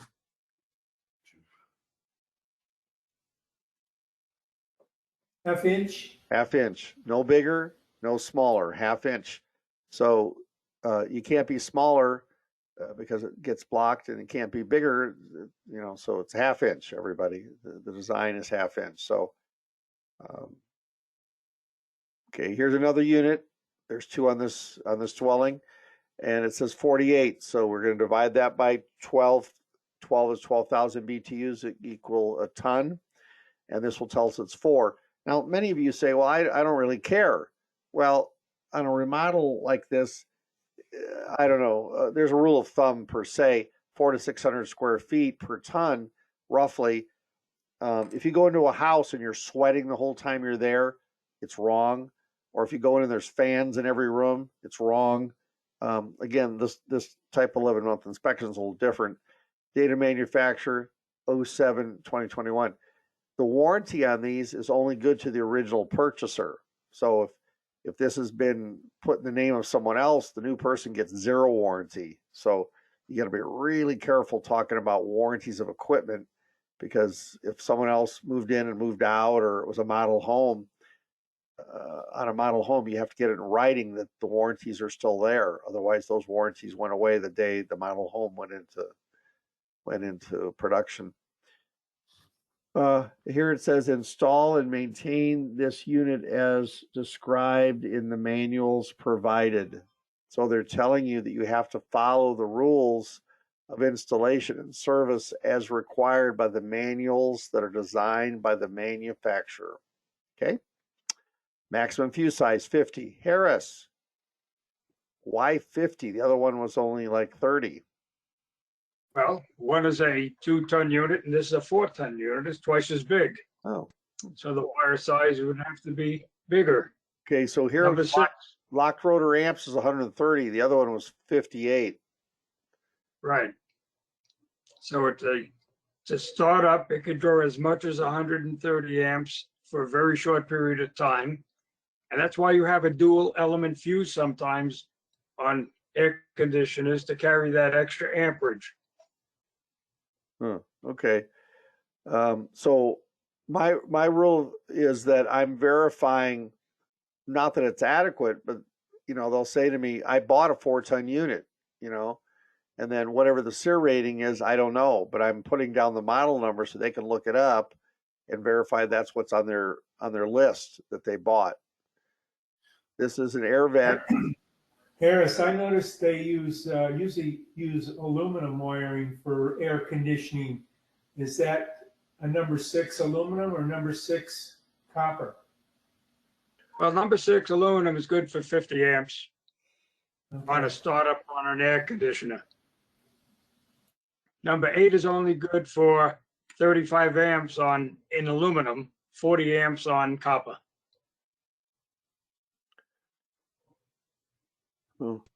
Okay, so here's one of the vents. It's missing screening, and this screening, that as long as it's not combustion air or anything like that, would be 1/8 of an inch. Okay, so on mechanical, if we have screening, it can't be less than 1/4 inch. So on your new homes, you'll take a look. So this one's out of focus. I'm staring down at the edge of the roof, and the pipes just terminate into nothingness. So repairs would be needed. Okay. This is a Rinnai. This is exposed on the outside with no insulation. And this particular model, when I looked it up, said it must be installed in the exterior. But, how do you handle any freezing? Okay, we're going to run through this pretty quick. As it's a new unit, here I come down, and this valve here and this valve here are both for setting this up for descaling. And Rinnai requires you descale it once a year, which means every year, to get rid of the calcium buildup on the fins on the inside of this thing so that water will be heated properly. This valve is a pressure only, not temperature. If you notice here, the distance is only about 1 inch, and a temperature valve would have a probe on it. Okay. And then here's water. Here's your gas line with a nut, stainless steel. Now, the Rinnai has to have power because it has power. So here's your connector. Harris, is this connector okay to be used outside? That type of connector, no, that's not a rain tight type. It's an Okay, indoor type. so bad. Bad. So this type of connector is a Romex connector. It's used for dry locations, meaning not outside. Right. And the other thing too is that cord Yeah, is, there's no disconnect on that cord. So you can safely work on the unit. right. So it's connected permanently from here to here, and every item that has to have a disconnect. Now, so you're telling me if I can unplug it, that's a disconnect? That is a disconnect, correct. So it's as simple as that. So they didn't cut the cord off. They just wired it directly to this box. So that's wrong also. So to cycle this, you would just turn on hot water and it would start heating, and you'd have hot water. This So is is that cord okay for exterior use? Well, it's SJ cord, and yes, it's water resistant. However, none of the fittings are water resistant, so it's wrong. You Gotcha. can't use that type of cord for a permanent installation. That's temporary. yeah. So this cord is not approved for permanent installation on the exterior. So it was written up and needs to be replaced. And then this connector here is not to be used on exterior applications. Okay. So right here it says in the writing for outdoor installation only. And then if you speak French, there you go. For field wire connection, use 14 gauge wire rated for at least, so it's telling you what size wire minimum for what it has. Okay. Right. Then we come down here and it was built under the Canadian rules and the American rules in 2017. And then here it says made in Japan, so we sort of know where we're at there. And then down here it says, this is pretty cool, suitable for water potable and space heating. And I saw that, I went, wow, it can go to space? This is weird. Not literally. So space heating means that this on-demand water heater can be used for coils in the floor, in the ceiling, in the walls, for heating for radiant heat. So this on-demand heater is rated for a higher duty cycle. Okay. Right. Even if it's the same unit, if it doesn't say it, it cannot be used for heating. Same with your water heaters. Right. Hey, one thing I wanted to point out on these outdoors, because I had to prove it on an argument once, your carport is not considered outdoor. It's too covered up. So we're talking, they didn't want it. So we just had a couple remodels where they put these on the carport pretty deep. Right. And manufacturer said no, they did not consider that as what they designed it for. Right. Partly mainly because there's so much ceiling above it. Right. Rinnai makes an exterior box for insulating these if you want to do it, but this is an exterior unit. Pure exterior. Yeah. I just thought it was interesting that carports are not considered the same outside. Right. Well, yeah, it depends on how they're enclosed on three sides. Now, this Rinnai here is rated according to certain BTUs. What size pipe is this, everybody? 3/4? Yeah, let's pretend it's 1/2 inch for our use for right now. And 3/4 is typically what an on-demand water heater needs. So if it says 180,000 BTUs or over 100, it's got to be 3/4 minimum. So on your remodels, if it's a 1/2 inch pipe, typically 1/2 inch is not big enough. Now, some of them says, oh, it'll operate, but it barely heats water because it has to slow the water down to heat it. So 3/4 pipe on on-demand water heaters. Okay. And for anyone here, most of them, if you look up the model, it like on the sales brochure side, it's real easy to tell. It'll just say, hey, this is for 18 gallons a minute, of hot water. And because we've just been to places where they're too small, and it's sometimes easier to find that information just on a quick Google search on their like brochure. And you can add up every shower head's 2.5, sinks are 2.2, things of that nature. Right. You Yeah, turn it on. 3.5. Yeah. If you go to a hot water faucet and turn on 2 faucets, if it doesn't have enough gas, the water will never get hot. Right. It's not operating at its optimum. Okay. So as we walk around the property, here's a drain cover of some sort, and we cannot report to the fact that drain's functions. Here's the pool on this 11-month remodel. There's no fencing around the perimeter. It's empty.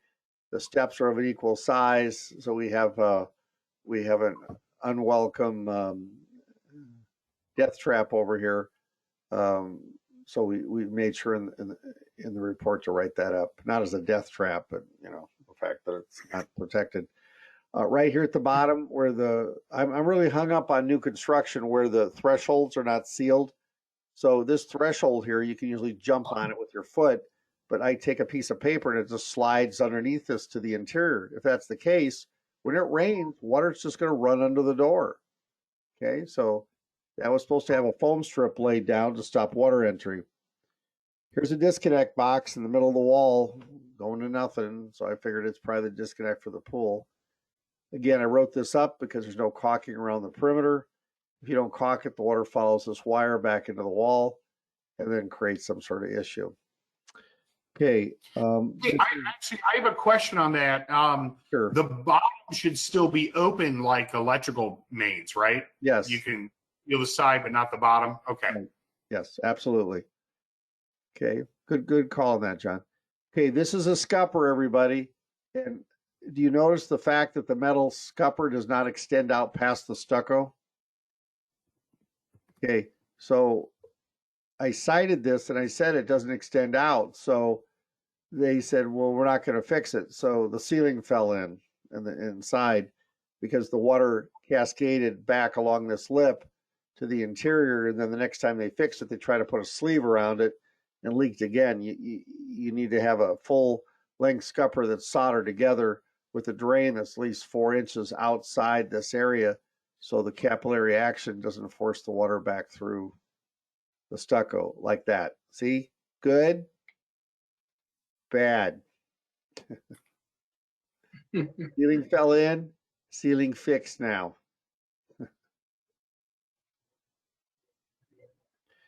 Okay, Harris, what's wrong with this P-trap? Oh, looks like it's an S drain. Yeah, Okay. water is going to siphon out of the drain. So everybody's hung up on this, you have to see the weir and it's over 4 inches. I don't care about any of that. If I fill the sink up and I let water out and I flush the toilet and it glugs, it's wrong. So if it goes glug, glug, glug, glug, it doesn't drain, it's wrong because there's no air to make it drain. So it's gulping for air. So at that point, they're going to have to install an air admittance valve on this drain underneath the sink so that it drains properly. Okay, any questions about that? Okay, some states don't allow those. Okay, here's your main electric service. Harris, it says it's 200 amps at the top here. I want to know why I don't have any circuits that are 120 like these two at the bottom left. Well, I mean, the top 6 that actually there are 7 breakers in there.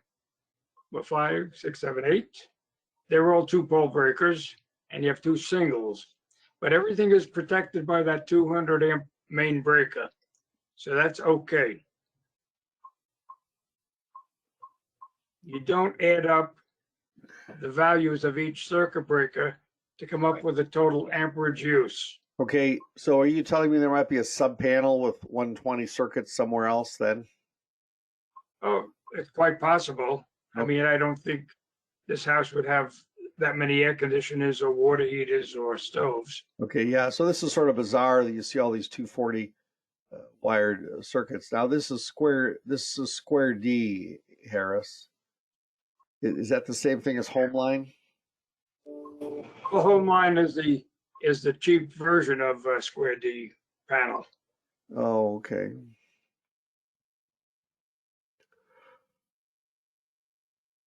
Okay, we looked at this door earlier, a door like it on the, Hey, Brick, yes, sir. isn't that dead front required to be properly labeled? Yes. You mean the unlabeled front here? Yes. It's required to be labeled. Now- But it could be on the door. Yes. Labels could be on the door. So either way, during your inspection, you want to write this up. All circuits must be labeled, and that's, that's a requirement. But the requirement is not, it's in English though. It could be all written in Spanish. So, I think you're trying to trick me, John. No. Thank you. No, no, the I like it in requirement big lab. is, the requirement is in the National Electric Code that every circuit must be properly identified. And whether Yeah. you put it on the door or next to, on the dead panel, that's your choice, but it has to be identified as where it's going to, what it's controlling. Yeah, that's it. Code. Okay. Okay, so all doors that are exits out of a dwelling must be thumb latch type. In other words, I have to be able to exit the house through any exterior door without the use of a key. So right here, I'm missing the latch on the door. Okay, so we test all the knobs. We test with a key because on the 11th month, that's what we're testing for. So this one's missing this part. This glass here in the door is required to be what? Tempered. Any glass within 2 feet of the door in the open position and the closed position, that's 2 feet, must be tempered. This one really gets the builders sometimes. And I mean, the window people are professionals, but when this door swings open on the inside, any window that's still within 2 feet of this has to be tempered. That smoke detector has never been uncovered. So they have to be, uncovered. And dual fuel, here, I'll say it this way. So the new protocol is electrical with battery backup. And then some of your areas you're in, this would be carbon monoxide, or you'd have a separate one depending on what the rule is. Okay. And they're interconnected. Yeah, interconnected. So this is your washer hookup, and the new protocol on most houses is that I have to have chambers here for what's it called? Knock. Anti-knock. Yeah, it's a chamber that screws on the top because what they're finding out, the PEX pipe just jumps all over behind the wall. So, and then Water hammer. water hammer, thank you. And then here they tied the drain in so the drain doesn't flip out of the drain. You're going to want to run these. So if there's a washer, you want to run water to verify that drain is hooked up. I've had a few of these run all over the floor. Have you have you had any arguments with plumbers yet about PEX plumbing not requiring water hammer arresters? No. No, okay. It's a Have requirement. you? I have not. Have you, Chris?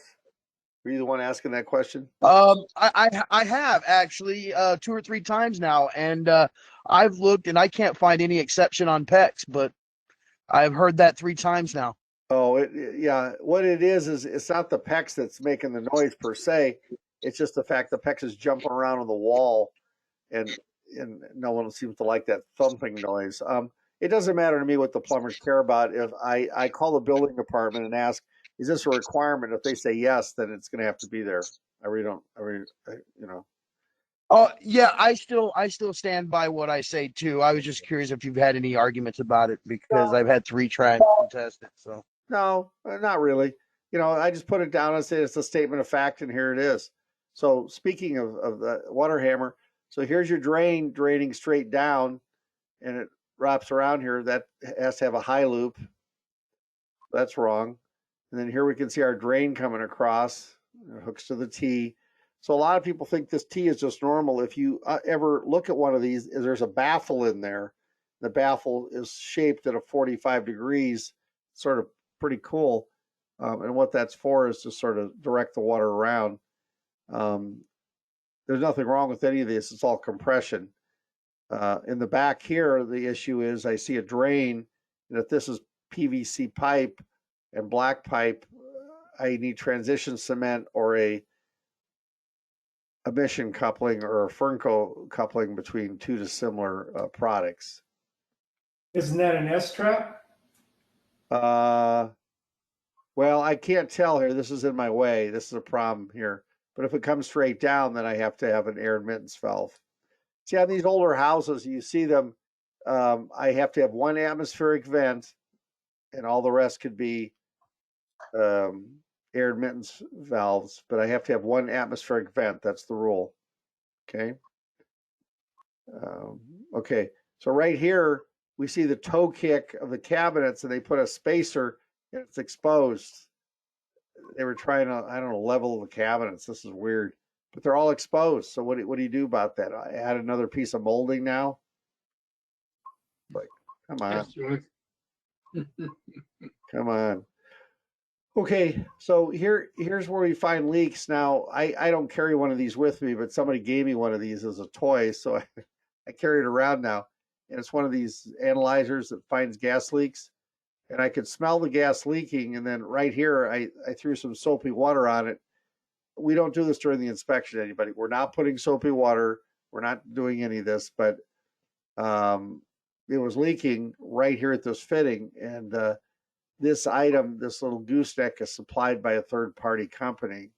Okay, here's your vent right here. So that's where this pressure regulator would vent at. See this square piece of metal here? Harris, you know what that's for? No. Okay.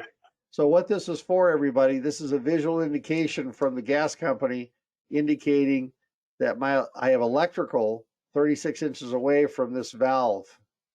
That's what this box is for. It slides up and down on here.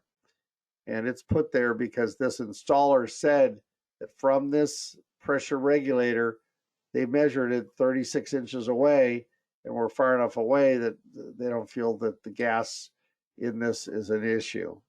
Okay, so that's what that's for. Over here, I come back and there's a bonding wire hooked to the gas supply, and that bonding wire goes to the electric service where to ground. So is the metal square if it's farther than 36 or closer than 36? Well, there's no square if it's closer than. Okay, So the rule is 36 and above. right.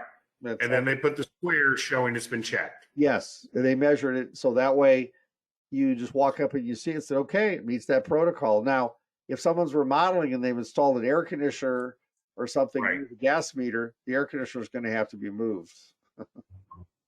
Okay. It has to be away from an ignition source. That's the rule. That looks like a 3/4 pipe going into like a 2-inch pipe. Yeah, I know. It's sort of weird, but you know, there it is. Gas is weird. So this is low pressure, probably 5 psi. I'm not sure. We'd have to ask them what the pressure is on this, but it's pretty low. And then this comes through and then it fills this. So once it fills it, I got volume there. But I've heard it's half or 1 psi. yeah, well, you can put Yeah. you can put your finger over the pipe and stop the flow of gas. So Okay, here we are. It's the bar inside the electrical panel. And again, you can see these multi-stranded wire. They're not sticking under the lug. Are you going to let this go and let some other hotshot find it and say, oh, how did the inspector miss it? Or are you going to write it up? Under the 11, Round it up. yeah, 11 month. I don't know. If you saw this Harris 5 years after the house was built, would you write that up? Well, you tell them that it's not right, Yeah, and it's up to them to make the changes. sure. Okay, so this guy here, Haskins Electric, he puts his name, puts the lot number, temporary power when he did it, roughing crew. What else do you say here? Trim. Wow, trim. Non-metallic plumbing, yes. Okay, so they're telling you there's PEX. So Harris, why do I care that there's no PEX for the electrical system? Because it's not a bonded system. The there are no metal pipes inside the house. Thank you. So does that mean I'm going to have another type of grounding system? Yeah, most likely UFA ground. Okay, you ground, and you'll have that visible in the garage. Okay, so if you notice here, the dead friend cover is labeled as required. Okay. Okay, your meter, I have to have a tracer wire. So the rule is on all the plumbing or any underground wire, blue for water, and I have to have this tracer wire there, everybody. That's what you got to see. So you're going to go out here to the meter, run some water. You're going to make sure you're at the right house. And then, you're going to check some of the wiring and make sure everything's okay. Hey, Brick, I actually had a discussion with this a few years back when that was required. And one thing I was told is it was at one point it wasn't required 100%.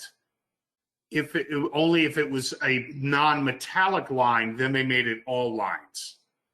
Do you have any? I understand 11 month. We got to see it. Yeah. Do you know? Yes. When that may have started? Any non-metallic line has to have tracer wire. That's the rule. Yeah. Okay. Yeah, and then the verification of when it's there. But any non-metallic line, sewer, water, gas, and a lot of people don't realize the gas lines are plastic. So this has been this way for 20 years. Okay. Yeah. So here's a valve checking the pressure. I just like this one because it has a line here. It's got glycol in it. So if you're in a cold area like Alaska, up near Peoria, Arizona, it won't freeze in the winter. See?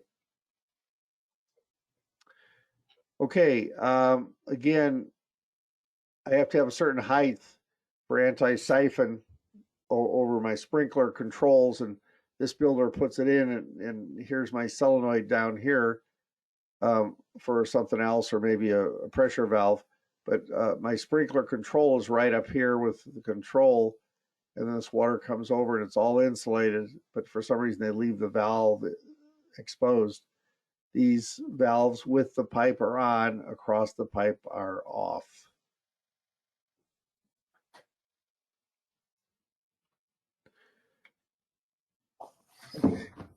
So I have to have anti-siphon on all valves on new construction for the 11 month. So this Aero brand is the only one that's made this way. If you notice, the bonnet nut is round, and if you screw this all the way, there's a screw here, and what we do is we shut off the water down here. The water squirts out of this. It's pretty cool to prove it's working. But this type of Aero brand, and for some reason all the handles are green, but this head here will be octagonal shape instead of round. So we'll see it again. I just wanted to mention it. Okay, the tiles required to be clear and consistent, and 1 inch. And you can see here it's almost 4 inches off, and here it's down to 1 inch at this point. As they laid the tile, it kept creeping off the roof. So wrote it up, just gonna have to be fixed. Right here underneath the windows sill, this is pretty hard to see here. The overflow is coming out to drip over the window itself from the attic space. Okay, One of the things we teach is try not to be in your own picture. I must wear this hat a lot. I'm noticing that it's in every picture. Okay, so I used someone else's credit card on this and I stuck it in the gap around the window. I had a builder tell me, he says, we just don't caulk that. And I says, I think you do. He said, tell me the brand of the window. And the window manufacturer says every window will be caulked between the stucco to form a waterproof gasket. And then this vent here, it has a little hinge on it. And that hinges so that it drains. Yeah, here's a close up. And again, we covered this up, but there's a gap here. Post tension. I used to write these up, but when I talk to the post tension guys, they don't care. The cables are here, and then there's 2 bolts, and there's some rust on the stem wall. They just rust and fall out. Won't that rust crack the foundation? No, it's just right there on the surface. It goes back about 2 inches or so. Yeah. This slab on grade, this concrete goes all the way back in. But yeah, it could be eventually. You have to be careful with rebar and the cable not rusting and causing horizontal cracking on the exterior. Because it has a spot to go, and any expansion is going to even help push out, is what I was told. Yeah. What I've been noticing, if you see the 11-month, a big deal. We start hitting these 10 to 20 years. Make sure those pockets, the mortar pack inside where they do those, aren't cracked or loose, because water's been getting behind those and rusting out cables. Right. Yeah. We see the migration of water, and then I don't want to call it rust, but it's oxidation. Okay. So on our walkthrough for the 11-month inspection, we take a piece. I'm sorry, Brick, so you don't call out that rust? Well, actually I do, because it's in my picture. Yeah, I call it out. I just don't know what they do about it. They probably just say, like John said, well, it's not a big deal. I just don't know. But I call it So out. there's not a possibility of that rusting and expanding and cracking that stem wall? It's not a stem wall. This is a slab on grade, so that's one big hunk of concrete. Yeah, but it's common parlance stem. So 2 things. I've been through the PT, and they don't care. And then we have a foundation guy. Right. Somebody's phone's ringing. Yeah, we have a foundation guy come to our office once or twice a year, and out of 1,000 things he cares about, those rust dots are not one. He's never seen it cause a problem. But that's a good question. I suppose I'll have to call his guy or call Nevada post tension and ask him. Yeah. Okay. So here we are in the inside. We're in the kitchen area. Here's your hood. On new construction, they say it's vented. Well, I take a piece of paper and I throw it up there and it sticks. So it must be working. And so we're checking the fit to see if it fits properly. We're turning on the faucet to see what it's like. We're checking between the sink here and the countertop. Sometimes I'll fill these up if I feel like somebody's not being truthful to me. And then we've had sinks actually slowly disconnect from the countertop. It's sort of weird, because is there a clip required to hold that sink to the countertop, or can I just silicone the hell out of it? Needs to be mechanically. Yeah, there's a mechanical clip under the countertop that screws that sink, both the kitchen and the bathrooms, everybody. Okay, so if you take a look here, there's water being held in here by this one, and here water is not being held. It looks like the disposal over here has a push button. Okay, here we're underneath the stove area, and I'm not sure why this is here. It looks like this is set up for electric stove top. Here's your plug-in. Hey, Harris, how do we know if this is 15 or 20? Well, if you look at the receptacle, it's got 2 straight, prong hold, opens. If it was a T slot, it'd be 20 amps. If it's 2 straight slots, it's 15 amps. Okay. Well, but Canton Kitchens, we can still use the 20 on a 2 slot, right? And this Yeah, as is a, long as you have more than one receptacle. oh, have yeah, more- this would be dedicated. Okay. Right, if you have more than one receptacle on the line, you could use a 2-slot receptacle. If there's only a single receptacle, on a 20 amp line, it has to be a T slot. Yeah. Okay. Okay. So a new construction, you got to make sure you see that. Then let's take a look over here at the gas line. And you can see that the yellow handle for gas, typically these valves are rated and now they say gas and water on them. So usually blue for water, yellow for gas. And then you can check here and make sure there's no kinks in your line. Okay.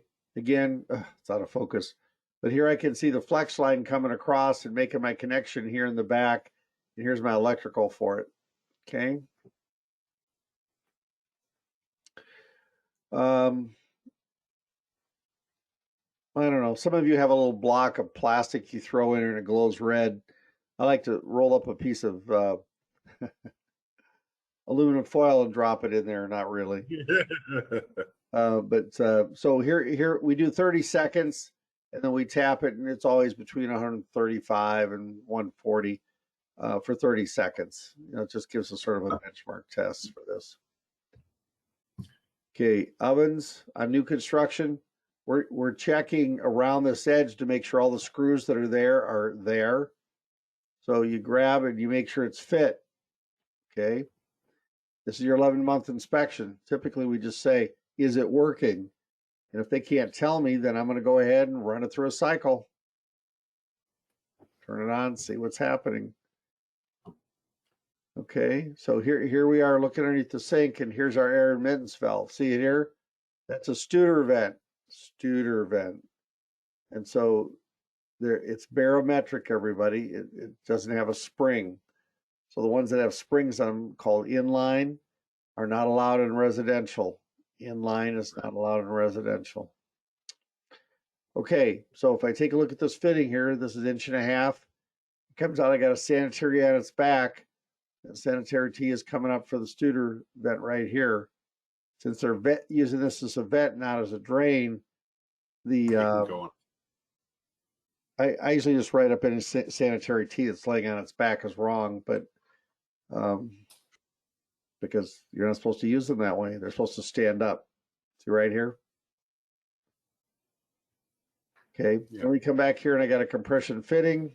Here's my What would you put there? a Y or Why? or a combo as required. Yes. It's called a combo because anytime you take a Y and you put a 45 or an 1/8 bend or a 16th bend on it, it now suddenly becomes a combo, and that's the requirement. So inside that plastic line, this T is designed to drain down into it, you know, like a T. And so there's some ridges on the inside that'll tend to hold the moisture back. So that's why. Okay, so we can take a look here and they've added some sort of aftermarket T in the line right here. It looks like they hooked up the faucet and something else to this drain. And then here's the weight for the faucet. Okay. Hinges are loose. When they're loose, we write them up. We're checking the screws here on the wall for the cabinets. They cannot be, either have to have grommets on them. They can never be drywall screws. And everybody goes, well, how do we know what a drywall screw is? Well, you have to ask. You probably shouldn't be doing it. But a drywall screw, you know, is black in color. It needs to be not black. How about that? Okay, now we're finding a lot of these at the building sites where this box here, this is not plumb. The word is plumb, up and down. Or it's got a big gap on one side and not the other. And then handprints all over this thing. So here's a dent in the side probably. These cabinets have to be level on the sides. And then level here, and then equal size on each side. So fit and finish. Okay, so here's fit and finish. We're missing trim between the drywall and the cabinet. So we wrote it up. You're required to have an outlet on an island where, Harris? Well, if, depending on the size of it, it has to be less than 18 inches below the top. Okay, do I have to have on an island that's 6 feet long? Do I have to have one at each end of the island? Yes, you should have one on each end. Okay, where And bigger islands need more receptacles. okay, so how big does the island have to be when I only need one? 2 foot. Well, it's not even an island anymore. So it's a small island. Okay. So here we have a refrigerator, and I only took a picture because this thing was stuffed in the opening so hard. After they got it in there, they said they couldn't remove it. So I made a note. You know, it wasn't wide enough, and this opening is supposed to be 36 1/4 wide, so that the refrigerator can come out someday. This plate's not on level, or plumb, I should say. On a regular house, we just don't care. We'll just tap it. But on these warranty inspections, we're going to write that up. This light fixture has a big gap along the side. This picture doesn't really do it justice, but I'm able to look up right into the insulation behind the wall. Okay. Sometimes you can just slide it over and cover it.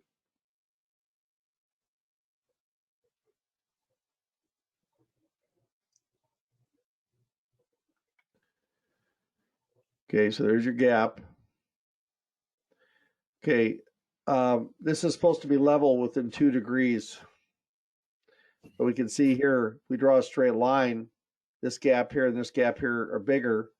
And this gap here, depending on the manufacturer, has to be at least 12 inches. Some are allowing 6 inches on one side and 12 on all others.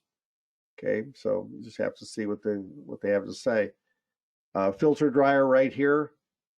In some parts of the country, they have a muffler, but this says filter dryer on it, and the arrow will be pointing away from the compressor, away from the compressor. So if some of you go, well, which way does the arrow have to point?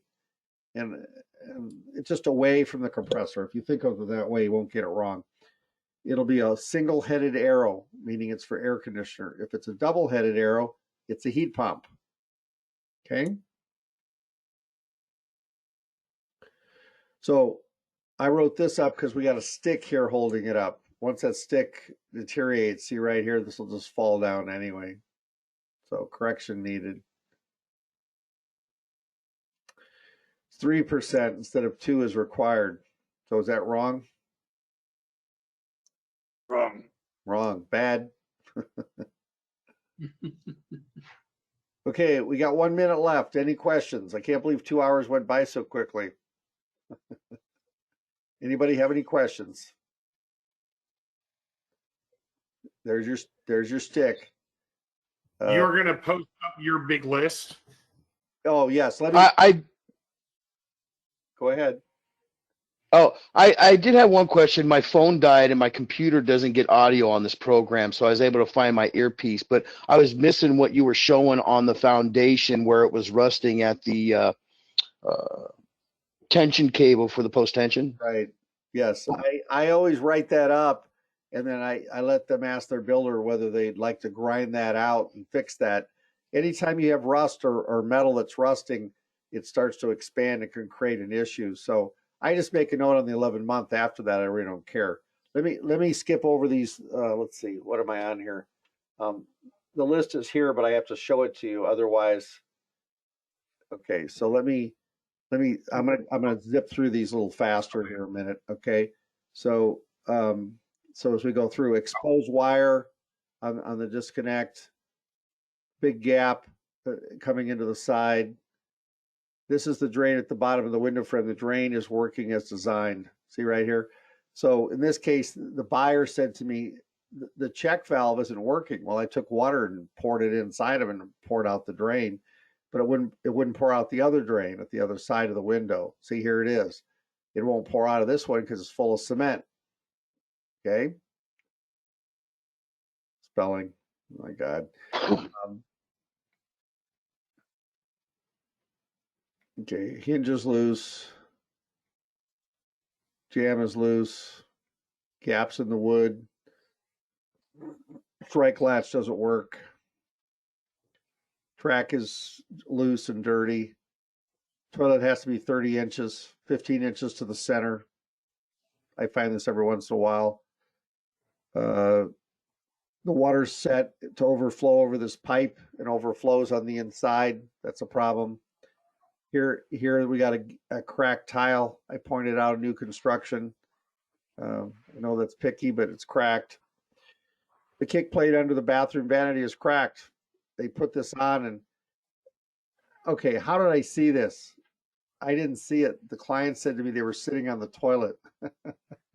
And I said, well, that's good to know. I'll have to start sitting on the toilet during every one of my inspections.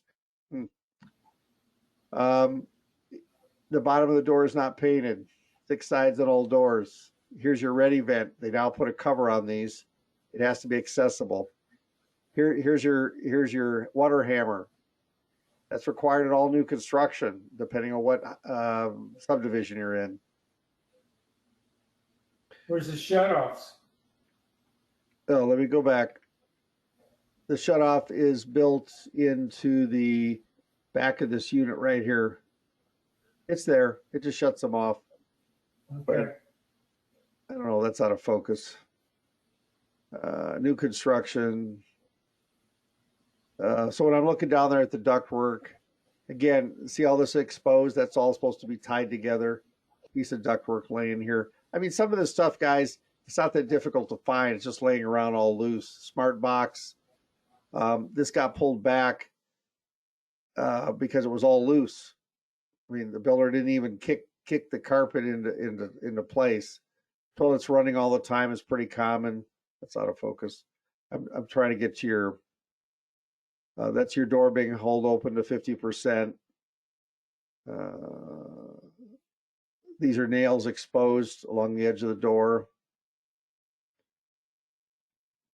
I don't know what that is, some gap. Okay, here's a crack running across the floor. If you got a crack in a post-tension slab, what do you need to do?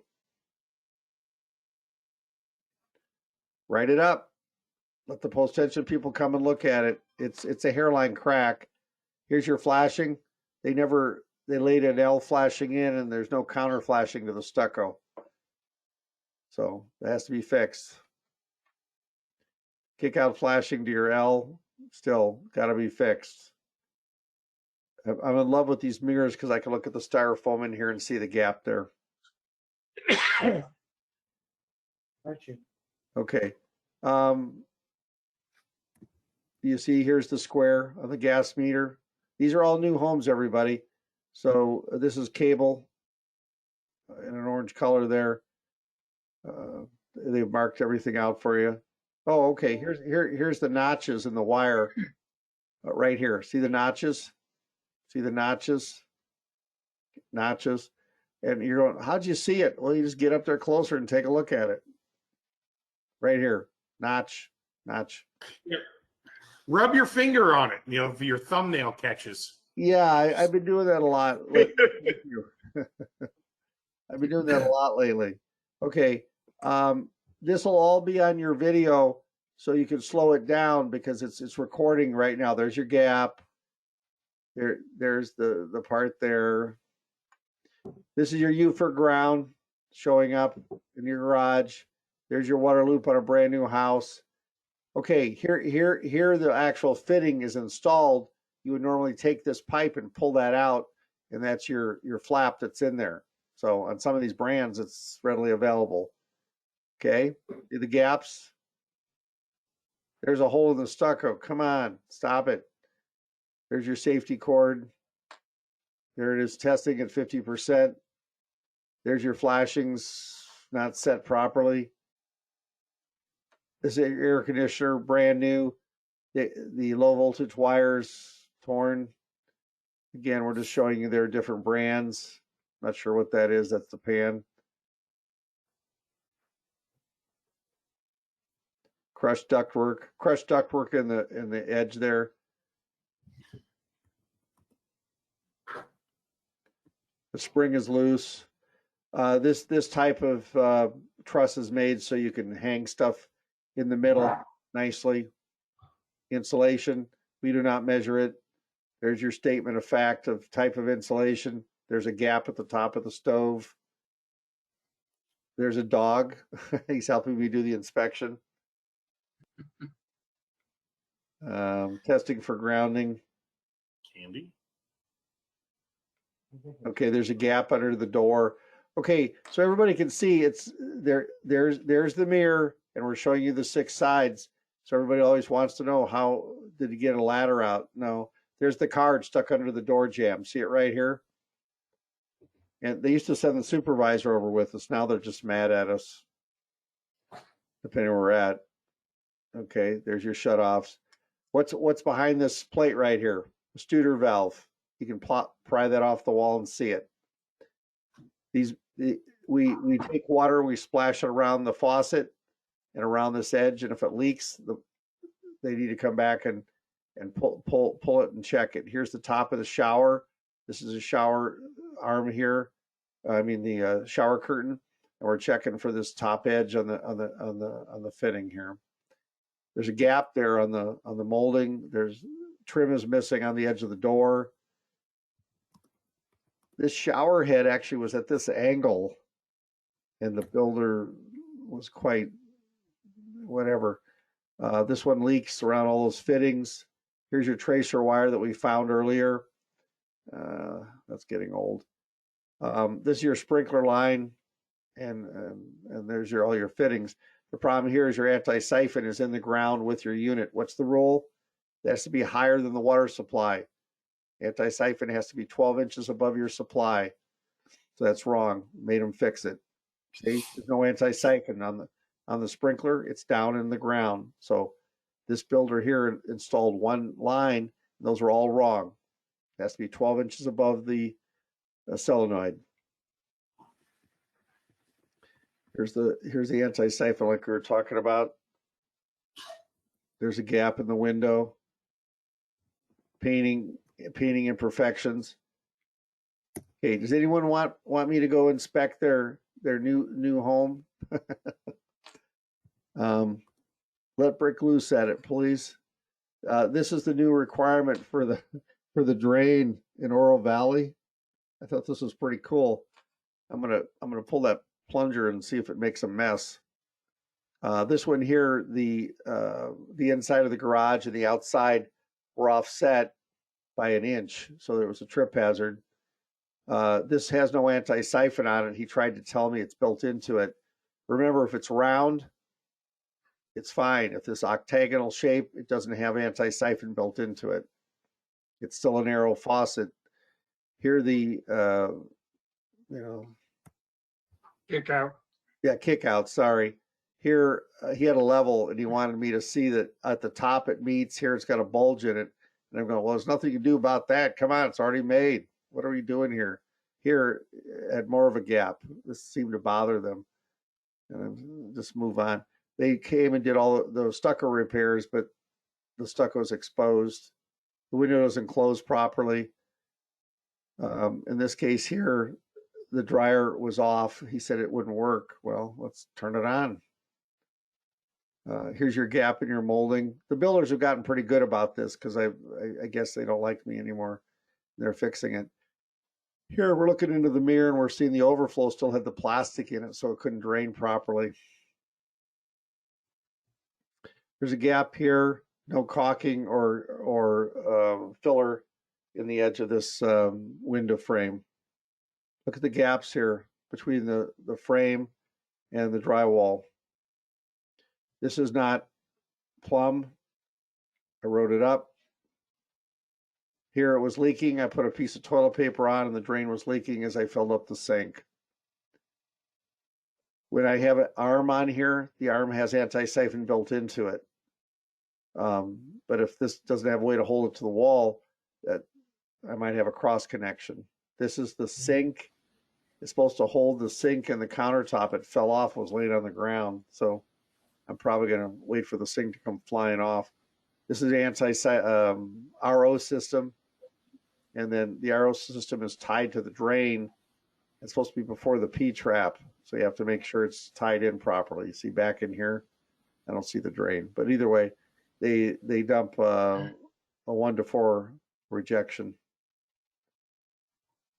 Okay, new construction. You turn on all the gas, and you make sure the flames are all proper. You go cycle the water heater, and you see if the flame changes. Okay, I got 10 pictures left, and we have our gasket here. Okay, see how it's being crushed? That will have to be repaired. Here's your pan like John was talking about. They put a secondary pan on the floor here with some water laying on it. Sometimes that's just from testing. Radiant barrier, they paid for it. I took a picture, wrote it up. Nothing wrong with it. Here I got a gap where the ductwork's coming apart in the attic. I wrote it up. Here I got plumbing, and this was already semi-insulated, so the plumber had already tried to do it and then left it all exposed. And I said, well, nice try.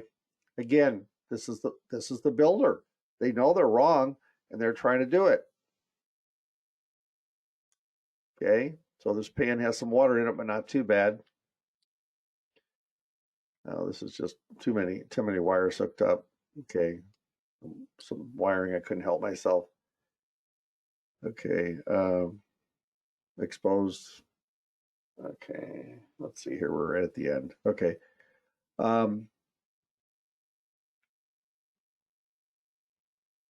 Evaporative cooler switch. Make some of you feel at home. I wanted to put some fuses here to make Harris feel better.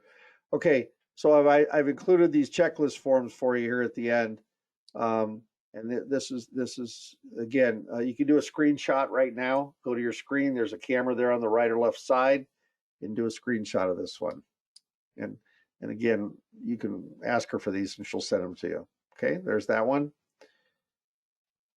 Here's your pre-closed punch list to be done after the mechanical electrical. And I'm not going to read all these, but it's all set up for you here, so you'll know what to look for as you're doing your inspection. Okay, you're not going to be able to see the plan, so forget it. They're not going to give you anything. So all ductwork per plan. There's got to be ductwork in every room. Let's make it easy. Okay, carpentry. Final inspection before punch list with customer. Now this is the same punch list the builder uses with their client. Okay, so again, take a screenshot so you got it. There's properly diffusers.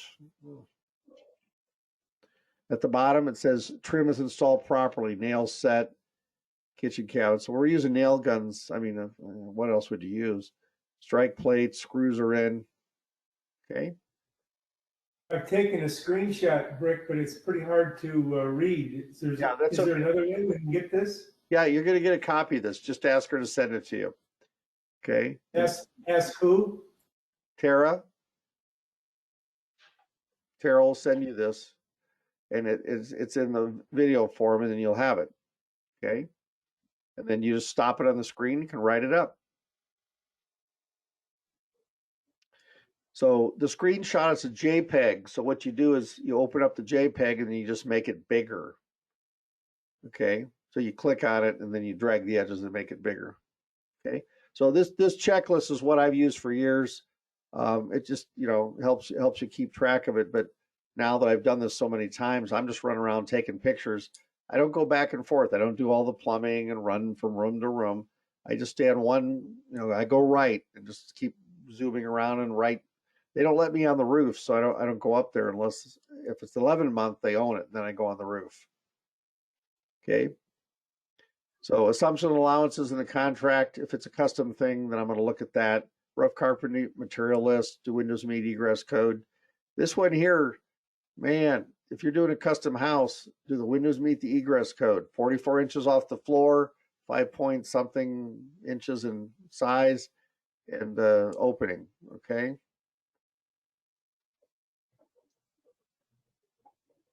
Initial walkthrough punch list. Again, a lot of different stuff here. It'll all show up. So here's your schedule board. Again, this is something you wouldn't be doing, but it really helps you go through and make up a list of what you got. Now I have another list set up for this, but I really don't care when I'm doing 11-month inspection. If you're doing pre-drywall, You'll want to know all this. Okay, everybody? Okay, here we go. I think we got one. Here we go. We'll see you in Las Vegas for IW. Hold on. Here we go. There's Harris. And that's his little buddy Rick. We're getting ready. Hi, Harris. Hey. Thanks for attending. So we went over 12 minutes. Sorry, everybody. Thank you very much. If anybody has any questions, just email us, okay? Thanks, guys. Thank you, guys. Have a great evening. Yeah. Thanks for all the questions. Hey, Thank very you. much. Thank you, everybody. You're welcome. Oh, here we go. Camera. I'm going to hit record here. Stop recording.